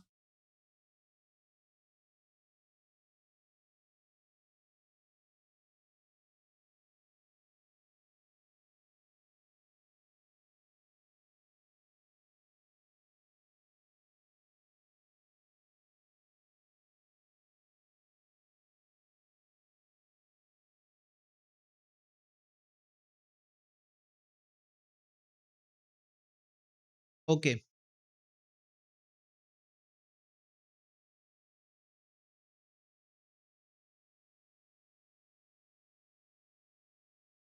140 बताओ एक बार, 140 कौन सा है? 140 क्या है बेटा? डोलन Q1 और Q3 निकालना था, तो 7 प्लस 1/4 2, 2 इंटू 3 6, तो सेकेंड आइटम ले लो 10, Q1 आ गया, और 6 आइटम ले लो 19, Q3 आ गया, Q3 minus Q1 inter quartile range. घर में करना आराम से। कोई नहीं है, ये तो मैं निकाल देता हूँ क्वेश्चन, फटाफट सॉल्व करें तुम लोग। अरे बाप रे, ये कौन सा क्वेश्चन था, ओ माय गॉड, ये तो टफ क्वेश्चन था। अरे कुछ नहीं था, टाइम पास। चलो next. Original data is in units, original data units में है। Which of the following measure has the same unit with the original data, sorry, has not the same unit with the original data. तो सारे बच्चे बताओ इनमें से कौन सा मेजर का सेम यूनिट नहीं होगा एज द ओरिजिनल डेटा, बताओ। मीन का होगा, मोड का भी होगा, क्वार्टाइल डेविएशन का भी होगा, वेरिएंस का नहीं होगा, वेरिएंस का नहीं होगा। ठीक है, ठीक है। बोल रहा था ओरिजिनल डेटा रुपीज में है, रुपीज में है। बताओ इनमें से कौन से मेजर का आंसर रुपीज में नहीं होगा, इनमें से कौन से मेजर का आंसर रुपीज में नहीं होगा, ये पूछ रहा है। तो वेरिएंस का नहीं होगा। ठीक है। स्टैंडर्ड डेविएशन क्या पता लगाता है?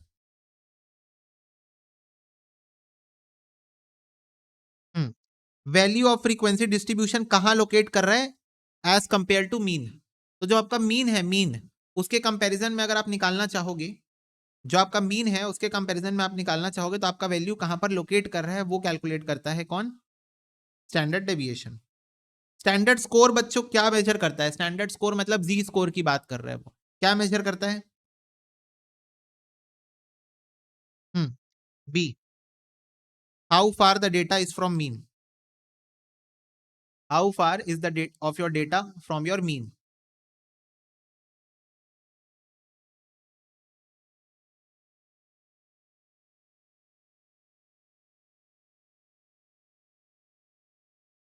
ठीक है, बोलो।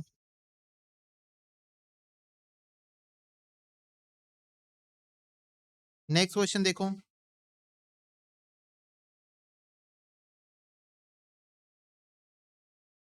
नेक्स्ट क्वेश्चन देखो और बताओ क्या होगा आंसर।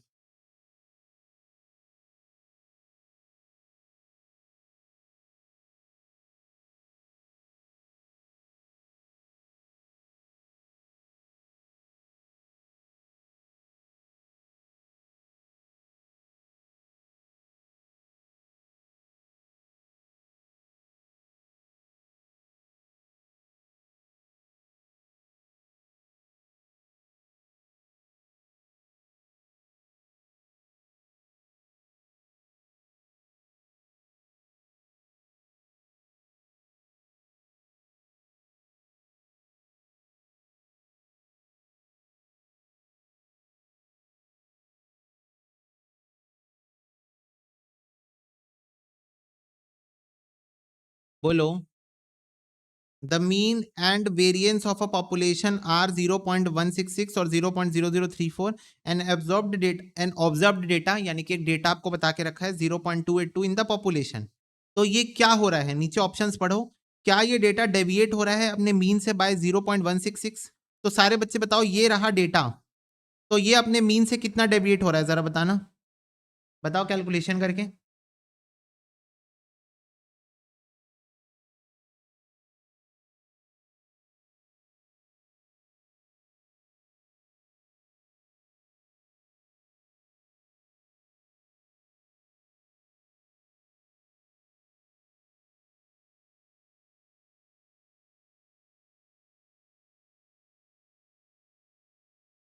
बताओ ये अपने मीन से कितना डेविएट हो रहा है? 0.282 माइनस 0.166, ये डेविएट हो रहा है 0.116। हाँ, तो ए ही आंसर है, ए ही आंसर है, correct.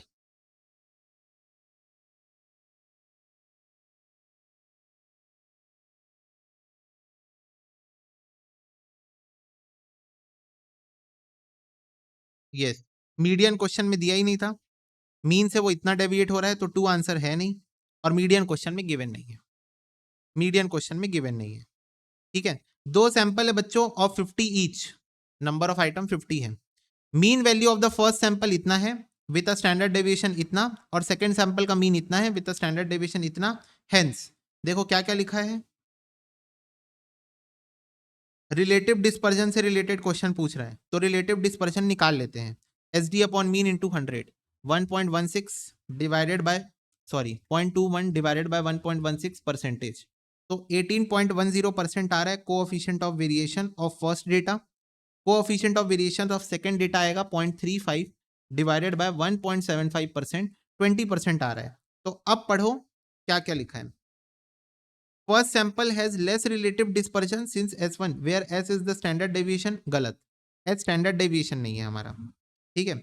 Second sample has greater relative dispersion, हाँ सही है, S1 S2 से ज्यादा है, जहां पर S स्टैंडर्ड डेविएशन है, गलत।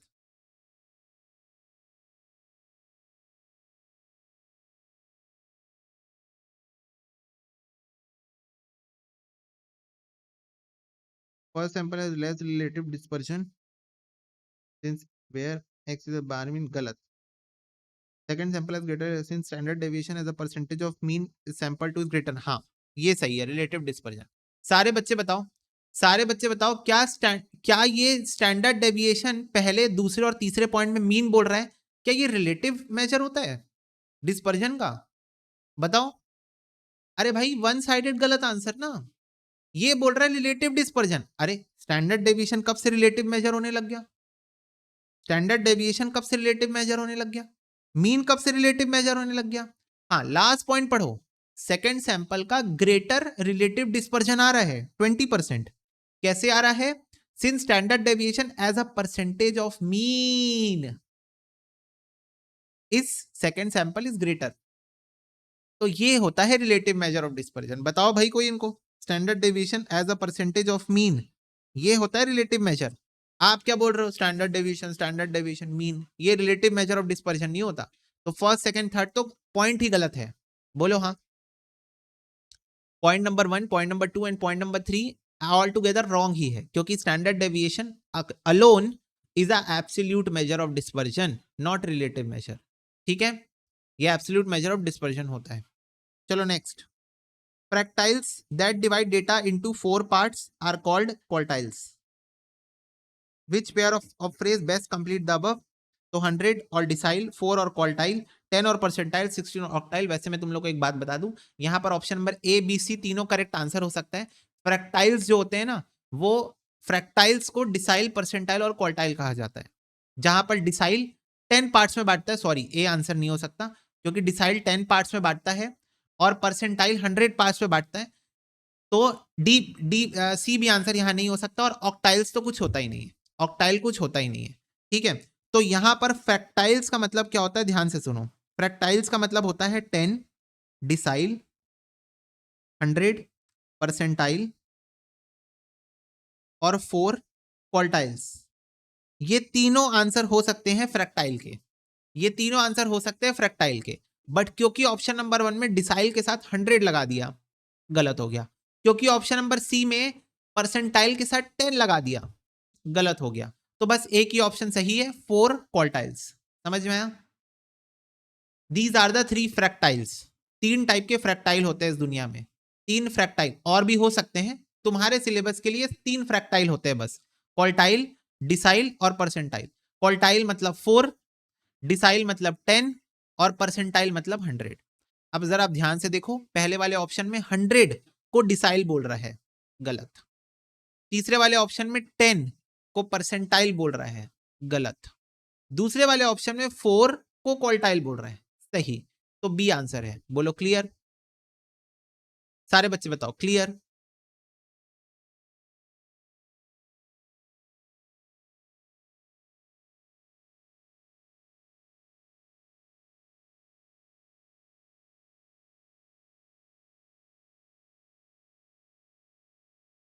तो फ्रैक्टाइल्स क्या होता है, फटाफट से बताओ। फ्रैक्टाइल्स क्या होता है? क्वार्टाइल, डिसाइल और परसेंटाइल, इन तीनों को बोलते हैं फ्रैक्टाइल्स। जहां क्वार्टाइल का मतलब होता है 4, डिसाइल का मतलब होता है 10 और परसेंटाइल का मतलब होता है 100। ओके, ठीक है, आ गया समझ में? फटाफट से बताओ।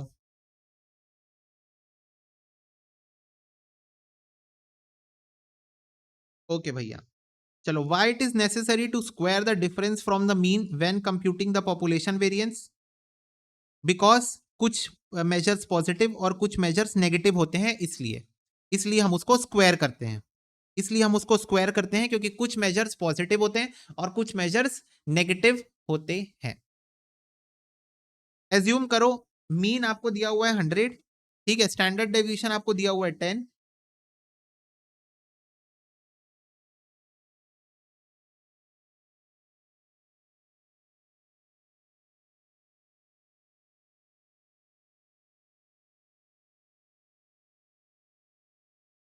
और स्टैंडर्ड डेविएशन आपको दिया हुआ है 10। If a particular observation has a standard score of 1 it can be concluded that. अब बच्चों ये स्टैंडर्ड स्कोर का मतलब क्या होता है? जी स्कोर। अब जी स्कोर वैसे तो आपके सिलेबस में नहीं है, पर क्योंकि इंस्टीट्यूट ने इससे रिलेटेड एक क्वेश्चन दे दिया तो मेरे को आपको जी स्कोर का एक फॉर्मूला बनाना पड़ेगा और वो बताना पड़ेगा। और वो फॉर्मूला क्या है?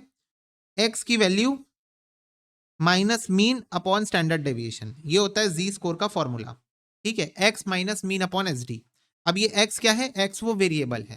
ठीक है, तो एक्स माइनस जी स्कोर का फॉर्मूला होता है, जी स्कोर का फॉर्मूला होता है एक्स की value minus mean upon standard deviation. तो देखो क्वेश्चन में आपको जी स्कोर यानी कि स्टैंडर्ड स्कोर, जी स्कोर को स्टैंडर्ड स्कोर भी कहते हैं, वो आपको 1 बता के रखा है। 1 इज इक्वल टू एक्स की वैल्यू हमको निकालना है, माइनस बार एक्स आपको दिया है 100 और स्टैंडर्ड डेविएशन आपको दिया हुआ है 10। इसको सॉल्व कर लो तो एक्स की वैल्यू क्या आ रही है? 10 प्लस 100 110, सॉरी बार एक्स नहीं, एक्स की वैल्यू आ रही है 110, तो इट्स वैल्यू 110। तो सिर्फ इस एक क्वेश्चन के लिए आपको जी स्कोर का फॉर्मूला याद करना पड़ेगा। तो जी स्कोर जिसको हम स्टैंडर्ड स्कोर भी बोलते हैं, उसका फॉर्मूला क्या होता है? उसका फॉर्मूला क्या होता है? X minus bar X upon S D. ठीक है, एक्स वेरिएबल की वैल्यू होती है, बार एक्स अपॉन स्टैंडर्ड डेविएशन। ठीक है, ठीक है, डन। यस, नेक्स्ट है, if one were to divide the standard deviation of a population by mean, standard deviation of a population by mean of the same population और multiply it by 100, तो ये क्या बन जाएगा? ये बन जाएगा coefficient of variation. Coefficient of variation बन जाएगा, सारा थ्योरी क्वेश्चन है, ये तो भरा हुआ है। measure of average squared distance between the mean and each item of the population in the is the dash and the positive square root of this value is dash, which pair of phrase best complete the observation. तो बोल रहा है अगर आप distance calculate करोगे mean से, ठीक है, ऑफ द पॉपुलेशन, और उसका स्क्वायर निकाल दोगे, ठीक है, और उसका एवरेज ले लोगे, और उसका एवरेज ले लोगे, तो वो क्या बनेगा? वो बनेगा वेरिएंस, वो बनेगा वेरिएंस। और अगर उसका स्क्वायर रूट ले लोगे, अगर उसका स्क्वायर रूट ले लोगे तो वो बन जाएगा स्टैंडर्ड डेविएशन। तो वो बन जाएगा क्या? Standard deviation. करेक्ट, बार बार वही पूछ रहा है, घुमा घुमा के, घुमा घुमा के बार बार वही चीजें पूछ रहा है। राइट बच्चों? विच one of the following is correct?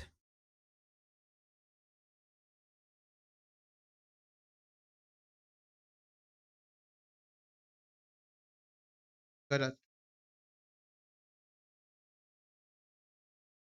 गलत, गलत। वेरिएंस यूनिट फ्री मेजर होता है। करेक्ट। सारे बच्चे बताओ, फॉर द पॉपुलेशन जिसकी वैल्यूज बहुत ज्यादा डिस्पर्जन हो चुकी है मीन से, उसका वेरिएंस लार्ज आएगा। बोलो हाँ। फॉर द वैल्यूज जिसकी जिसकी जो डिस्पर्जन है वो बहुत ज्यादा है, मीन से दूरियां बहुत ज्यादा है, तो उसका वेरिएंस बहुत ज्यादा आएगा। बोलो हाँ, उसका वेरिएंस बहुत ज्यादा आएगा। करेक्ट।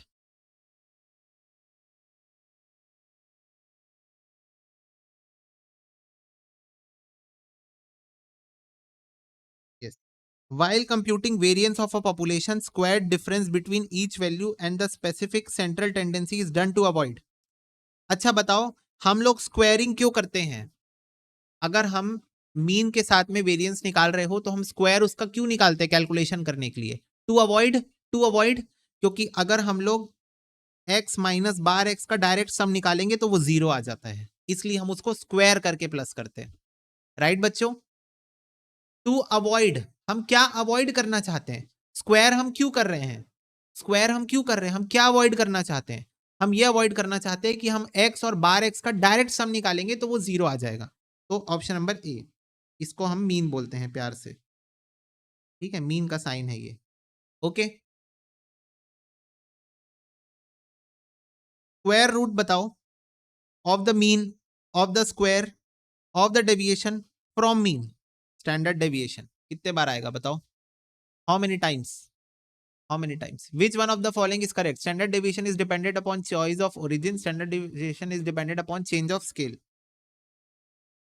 सैम्पलिंग फ्लक्चुएशन का लीस्ट इफेक्ट किसके ऊपर होता है? स्टैंडर्ड डेविएशन के ऊपर लीस्ट इफेक्ट होता है, क्योंकि वो क्या कर देता है, डिफरेंस लेके उसका स्क्वायरिंग निकाल देता है, तो उसका सबसे लीस्ट इफेक्ट होता है।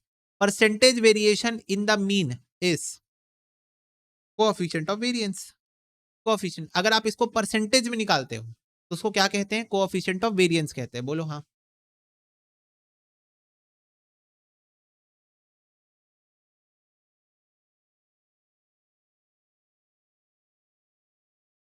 इसके बाद for a distribution coefficient of quartile deviation 0.04 है, ठीक है, और इंटर क्वार्टाइल रेंज 7 है। थर्ड क्वार्टाइल बताओ। तो कोएफिशिएंट ऑफ क्वार्टाइल डेविएशन है 0.04, जिसका फॉर्मूला होता है Q3 माइनस Q1, और Q3 minus Q1 inter quartile range का भी फॉर्मूला होता है, जिसकी वैल्यू 7 दी हुई है।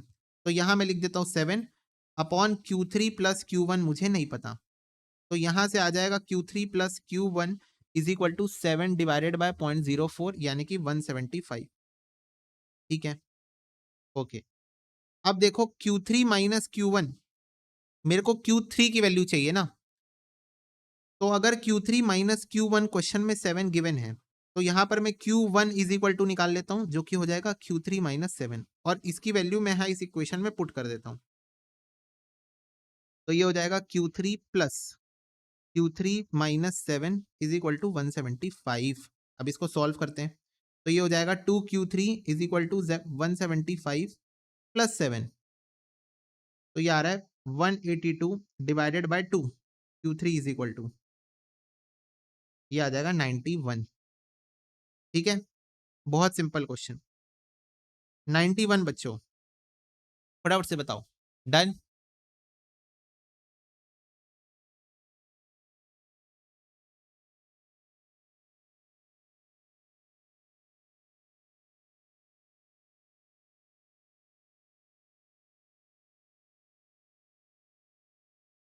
कोएफिशिएंट ऑफ क्वार्टाइल डेविएशन दिया हुआ था, उसका यूज करके हमने Q3 प्लस Q1 निकाल लिया। इंटर क्वार्टाइल रेंज दिया हुआ था, एक दूसरे के क्वेश्चन में पुट किए, आंसर आ गया, सिंपल। बोलो।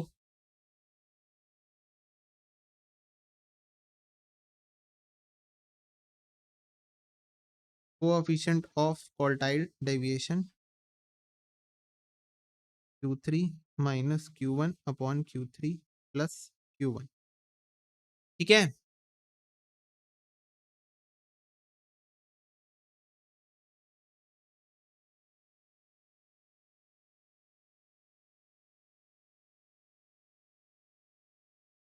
ओके, चलो next. The extract of a frequency distribution is given. If 41th item is the median, then interquartile range of the distribution is। तो बोल रहा है 41st आइटम बच्चों मीडियन है। मेरे को एक बात बताओ, मेरे को एक बात बताना फटाफट से, कंटिन्यूअस सीरीज के केस में मीडियन कैसे निकालते हैं? n/2 if I am not wrong. एक बार बताओ, कंटिन्यूअस सीरीज के केस में मीडियन n/2 करके निकालते हैं ना, और बोल रहा है n/2 करने से, n/2 करने से आपका आंसर आ रहा है 41, 41st आइटम, 41st आइटम यानी कि 41 आ रहा होगा आंसर। n/2 करने से, n/2 करने से हमारा डैश आइटम आता है, उस आइटम को हम लेते हैं तो हमारा आंसर आता है वो L1 plus n/2 minus CF upon F into I करके। ठीक है, तो n/2 करने से हमारा 41 आ रहा है, इसका मतलब n की वैल्यू 82 है। फटाफट से बताओ, n/2 करने से 41st आइटम आ रहा है, यानी कि n की वैल्यू क्या है? 82 है। बोलो हाँ। हाँ भैया, पर आपने n की वैल्यू ऐसे क्यों निकाली? क्योंकि बच्चों यहां कुछ डेटा का फ्रीक्वेंसी मिसिंग है क्वेश्चन में, कुछ डेटा सेट्स का इस क्वेश्चन में फ्रीक्वेंसी मिसिंग है। ठीक है, तो मैं सिग्मा एफ नहीं निकाल सकता, सिग्मा एफ में यहां नहीं निकाल सकता, इसलिए मेरे को ऐसे निकालना पड़ा। एन क्या होता है? सिग्मा एफ ही तो होता है, तो मुझे इसको ऐसे निकालना पड़ा क्योंकि कुछ फ्रीक्वेंसीज क्वेश्चन में मिसिंग है। अब मेरे को निकालना क्या है? इंटर क्वार्टाइल रेंज, उसके लिए Q3 और Q1 निकालना पड़ेगा। मैंने कहा Q1 का फॉर्मूला होता है कंटिन्यूअस सीरीज के केस में n/4, तो 82/4 ये हो गया 20.5, तो Q3 हो जाएगा 20.5 इंटू 3, 61.5, वही n/4 इंटू 3। ठीक है, अब निकालना क्या पड़ता है, क्यूमुलेटिव फ्रीक्वेंसी निकालना पड़ता है, तो निकालो 4, 16, 16 प्लस 16 हो जाएगा 32, 32 प्लस 22 हो जाएगा 54, जहां तक पॉसिबल है वहां तक निकालो, ये हो जाएगा 64। अब बताओ 20.5 कहां फंस रहा है, 20.5 फंस रहा है यहां पर, 20.5 फंस रहा है यहां पर, तो ये रही क्लास इंटरवल। ठीक है, 61.5 कहां पर फंस रहा है, यहां पर फंस रहा है 61.5, तो ये रहा क्लास इंटरवल। चलो भगवान ने बचा लिया हमको। ठीक है, जहां पर का हमारा फ्रीक्वेंसी है वहीं का क्लास इंटरवल हमारा फंसा। ठीक है, डन। तो अब हमको निकालना है Q1, तो Q1 का फॉर्मूला क्या होगा, L1 plus n/4 minus class interval पिछला वाला अपॉन F हमारा वाला इंटू आई है 20 से 25 यानी कि 5, तो ये कितना आ जाएगा, ये आ जाएगा 20.5 minus 16 divided by 16 into 5 plus 20, तो ये आ रहा है बच्चों 21.406।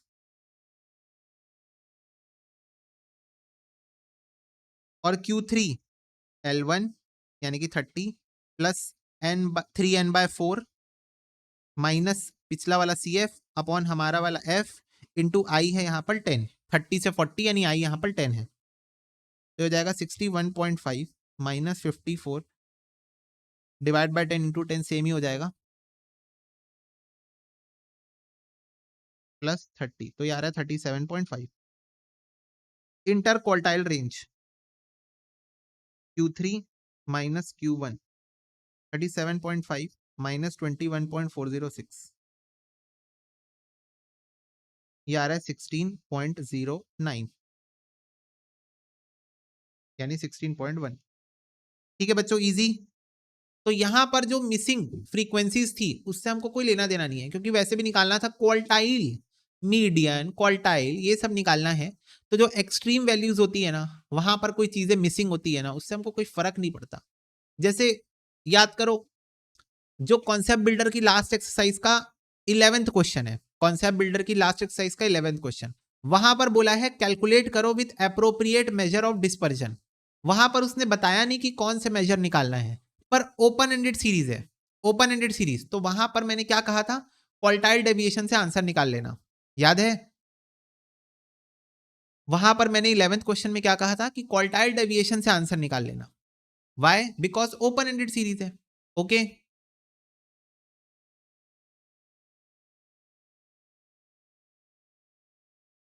ओके, चलो next. Quartile deviation of a distribution is 11. It means that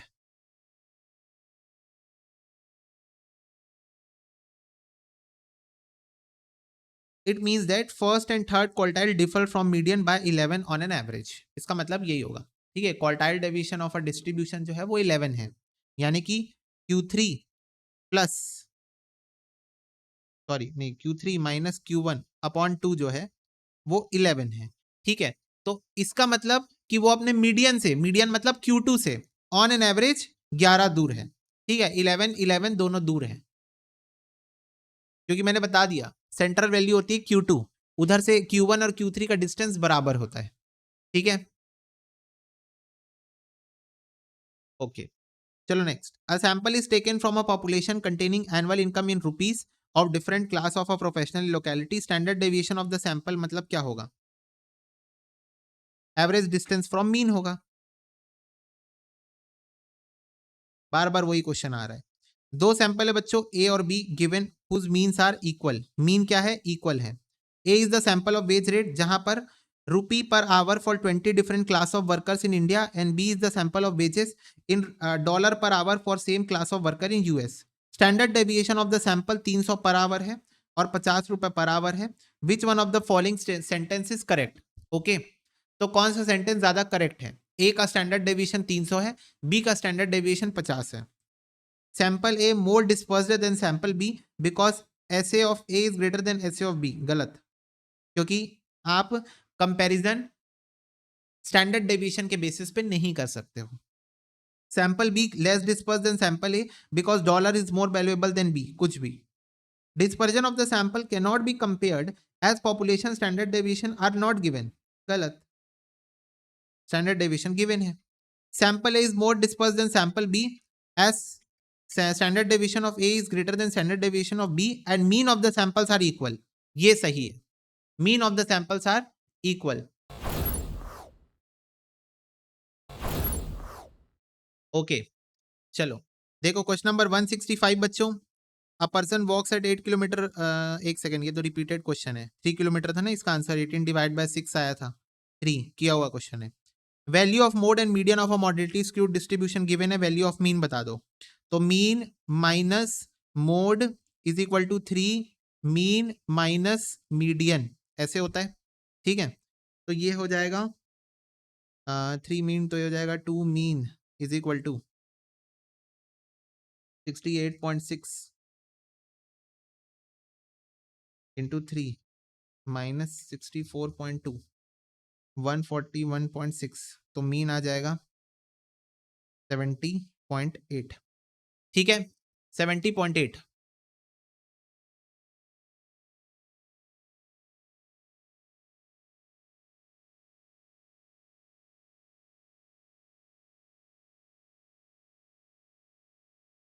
In a moderately asymmetrical distribution value of mode और mean is given, median निकालो. तो मीन है 35.4 माइनस मोड है 32.1 इज इक्वल टू 3 मीन है 35.4 माइनस मीडियन मिसिंग है यहाँ पर. तो 35.4 माइनस 32.1 डिवाइडेड बाय 3 माइनस 35.4, तो मीडियन आ जा रहा है 34.3 इज द मीडियन. बताओ, इजी इजी क्वेश्चन एकदम करेक्ट. यस. फिर उसके बाद if the mean and median of a moderately asymmetrical series given है, मोस्ट प्रोबेबल मोड क्या होगा इसका. तो मीन गिवन है बच्चों 26.8, मोड मिसिंग है 3 mean minus median, 26.8 minus 27.9 into 3.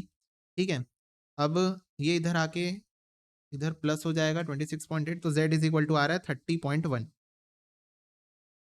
अगर मीन ऑफ 200 आइटम्स 48 है और स्टैंडर्ड डेविएशन 3 है, sum of square of the items बताओ. तो अगेन वो एसडी वाला फॉर्मूला यूज होगा, standard deviation is equal to root over sigma x square पूछ रहा है ना, sum of square of all items. All items का सम बताओ स्क्वायर्स का, तो एक्स स्क्वायर का सम पूछ रहा है आपसे अपॉन 200 आइटम्स माइनस मीन आपको दिया हुआ है 48 उसका स्क्वायर. तो ये हो जाएगा 3 का स्क्वायर मेमोरी प्लस 48 का स्क्वायर मेमोरी प्लस इंटू 200, तो सिग्मा एक्स स्क्वायर यहां पर आ रहा है 462 600. ठीक है, sum of square of the deviations. ठीक है, मेरे को बताओ, इजी इजी है ना. अब तो क्वेश्चंस बहुत मोनोटोनस नहीं हो गए, फटाफट से बताओ एक बार, क्या आप सारे क्वेश्चन होते जा रहे हैं monotonous. Yes. Next, which one of the following is not a characteristics of skewness.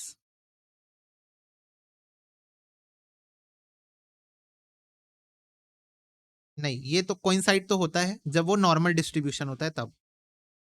Q3 minus MD is not equal to MD minus Q1 where MD is the median, Q is the quartile. ये भी गलत. सारे बच्चे बताओ, Q2 minus Q1 और Q3 minus Q2 का distance बराबर होता है ना, बराबर होता है ना. तो ये सेकंड सेंटेंस भी सही है. Sum of positive deviation from median is equal to sum of negative deviation, false. ऐसा तो कुछ होता भी नहीं है. Value on graph paper do not yield a normal bell shaped. नहीं, बेल शेप्ड कर्व बनता है जब नॉर्मल डिस्ट्रीब्यूशन होता है. तो ए बी और डी सही है पर सी गलत है यहां पर. ठीक है, सी गलत है यहां पर. Next, which one of the following is dispersion. It is an average of the deviation from centre value. ये कितने बार ये क्वेश्चन रिपीट होगा रूप बदल बदल के, मुझे नहीं पता. ठीक है, the value of median in both positively or negatively skewed distribution lies between those mean and mode almost at a point of 2/3 of the gap between mean and mode. ठीक है, इसको याद कर लो. जो मीडियन की वैल्यू है बच्चों, वो दोनों साइड से चाहे पॉजिटिवली स्क्यूड हो चाहे नेगेटिवली स्क्यूड हो, क्योंकि मीन मीडियन मोड 3 वैल्यूज है तो उसके 2/3 में लाई करती है, 2/3 में लाई करती है, क्योंकि 3 वैल्यूज है ना, मीन मीडियन और मोड, तो हर बार 2/3 में लाई करेगी मीडियन की वैल्यू. ठीक है, 2 वैल्यूज होने के बाद लाई करेगी, यानी कि 2/3।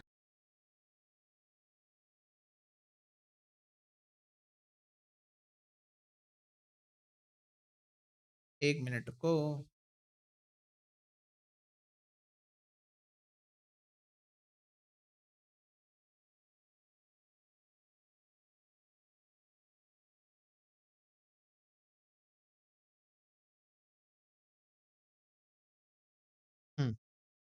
ठीक है।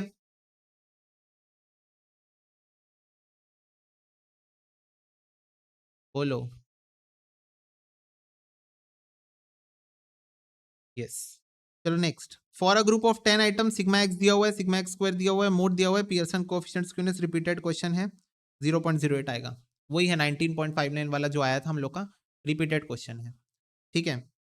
A distribution is made with the prices of house sold in a city are the items, and from the distribution it is observed that peak of the distribution data is right on the average value. It means बच्चों right side है, peak कहां पर आ रहा है? Right side में आ रहा है, peak आ रहा है राइट साइड में। तो बताओ ये क्या है? पीक तुम्हारे हाथ के राइट हैंड साइड आ रहा होगा, तुम अपने हाथ के तरफ से देखो तो इसका पीक राइट हैंड साइड में आ रहा है ऐसा। तो बताओ ये क्या है? नेगेटिवली स्क्यूड है, नेगेटिवली स्क्यूड है। ठीक है, क्योंकि पीक कहां आ रहा है? राइट हैंड साइड में आ रहा है। Okay, next. अगर स्क्यूनेस बच्चों -1 से -½ के बीच में है या +½ से +1 के बीच में, तो डिस्ट्रीब्यूशन मॉडरेटली स्क्यूड है। इसके लिए आपको ये पढ़ना पड़ेगा, ये कि अगर आपका स्क्यूनेस 0 है तो डिस्ट्रीब्यूशन परफेक्टली सिमेट्रिकल है और यहां पर नो स्क्यूनेस है। अगर स्क्यूनेस -½ से +½ के बीच में है, -½ से +½ के बीच में है ना, तो डिस्ट्रीब्यूशन अप्रोक्सीमेटली सिमेट्रिकल है। अगर स्क्यूनेस -1 से -½ या +1 से +1 +½ से +1 के बीच में है, तो डिस्ट्रीब्यूशन मॉडरेटली स्क्यूड है। और अगर स्क्यूनेस -1 से कम और +1 से ज्यादा है, तो डिस्ट्रीब्यूशन हाईली स्क्यूड है। ठीक है, तो ये आपको याद रखना पड़ेगा कि अगर स्क्यूनेस आपका -½ से +½ के बीच में ऑलमोस्ट सिमेट्रिकल है। अगर आपका डिस्ट्रीब्यूशन -1 से -½ या +½ से +1 के बीच में है, तो वो क्या है? तुम्हारा डिस्ट्रीब्यूशन मॉडरेटली स्क्यूड है। और अगर -1 से उधर है या +1 से उधर है, तो हाईली स्क्यूड है। क्या है? हाईली स्क्यूड है। ओके, तो ये आपका स्क्यूनेस में लिखा हुआ है, स्क्यूनेस इंटरप्रिटेशन, वो आपको याद रखना पड़ेगा इस टाइप के क्वेश्चंस को डील करने के लिए। हाँ देखो, अगर बच्चों स्क्यूनेस -1 से कम है या 1 से ज्यादा है, तो बताओ स्क्यूनेस कैसा होगा? फटाफट से बताओ। अगर स्क्यूनेस -1 से कम है और +1 से ज्यादा है, तो बताओ स्क्यूनेस कैसा होगा?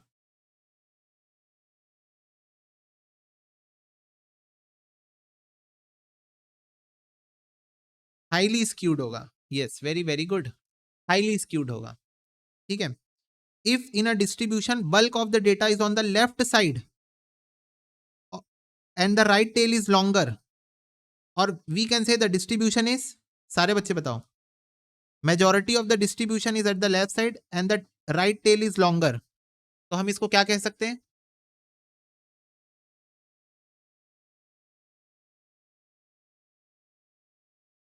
बोलो, इस डायग्राम को क्या कहते हैं? ये देखो, इस प्यार को क्या नाम दूं? Positively skewed, positively skewed. ठीक है। Okay, if in the distribution peak is toward the right side and tail is toward the left side, we can say that distribution is negatively skewed. इसी के साथ तुम्हारे डिस्पर्जन के सारे question होते हैं खत्म। क्वेश्चन खत्म, पैसा हजम।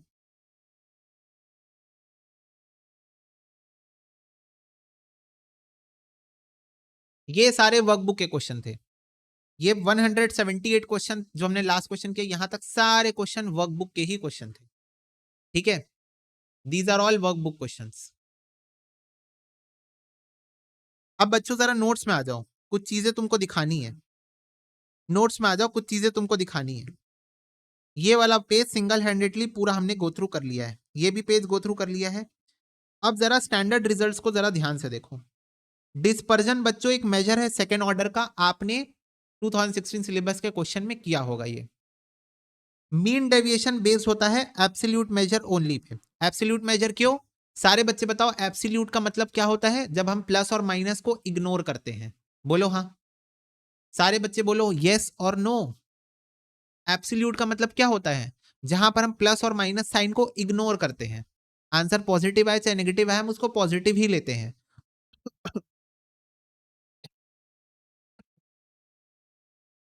Excuse me. तो mean deviation is based on absolute measure only.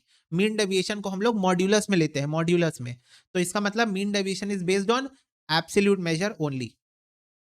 Major of dispersion जिसमें कुछ मैथमेटिकल प्रॉपर्टी हो, वो एक स्टैंडर्ड डेविएशन होता है। ये मैं आपको ऑलरेडी बता चुका हूं। For any two number half of range is your standard deviation. Standard deviation का दूसरा फॉर्मूला ये होता है, ये भी हमने बहुत जगह यूज किया है, बहुत जगह। अगर आप सम ऑफ डेविएशन फ्रॉम मीडियन निकालोगे, इग्नोर करोगे प्लस और माइनस साइन को, या सिंपल शब्दों में एब्सोल्यूट डेविएशन निकालोगे मीडियन से, तो वो सबसे कम आएगा। और अगर नॉर्मल डेविएशन निकालोगे तो मीन में सबसे कम आएगा, पर अगर एब्सोल्यूट डेविएशन निकालोगे तो मीडियन से कम आएगा। Greater use in quality control क्या होता है? रेंज। अगर आपसे क्वेश्चन पूछे बताओ कहां पर ग्रेटर यूज होता है, कौन सा डिस्पर्जन का मेजर ज्यादा यूज होता है क्वालिटी कंट्रोल के केस में, आप बोलोगे range. Most useful deviation standard deviation है।